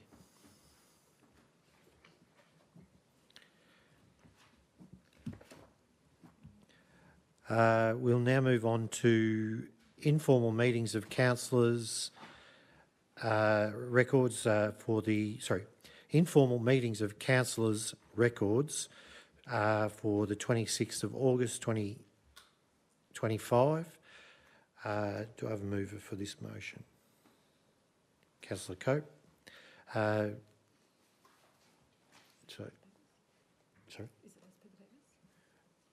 As per the papers, or as per the papers? Thank you. A seconder for that motion. Yes, thank you. I'll second that. Thank you, Councillor Mackay. Councillor Cope, do you wish to speak to the item? No. Councillor Mackay, do you wish to speak to the item? I'll just run through the meetings. Briefing held on the 19th of August. ESAC, which is the Environmental Sustainability Committee. Inclusion Access Advisory Committee. Council meeting pre-meet held on the 26th. RTAC, Youth Council meeting. Another briefing and CEO Employment Matters. Planning and Consultation pre-meet on the 9th of September. So that is when we met. Thank you, Councillor Mackay. Any other councillors wish to speak to this item? In that case, we'll put it to the vote. All those in favour? Carried unanimously. We have no notices of motion. We have no delegates' reports. We have no supplementary and urgent business. We do have one confidential report in relation to CEO matters and CEO performance plan. Our CEO has indicated that he has conflict of through the interest. chair, just reiterating my general conflict of interest with this item, and I'll not participate in that part of the meeting. Thank you. So we will take this part of the meeting into confidential. So can I have a mover to move into confidential? Yes, thanks, Mayor. Thank you, Councillor Joyner. A seconder? I'll second Oh, that. sorry. As per the papers? As per the papers, thanks. Thank you. Can I have a seconder for I'll that? second that. Thank you, Councillor Brooker. We'll take a vote on that. All of those in favour? Carried unanimously. We will now move briefly into a confidential. So we could just ask that the gallery be cleared and the CEO, I'm sure, will skedaddle.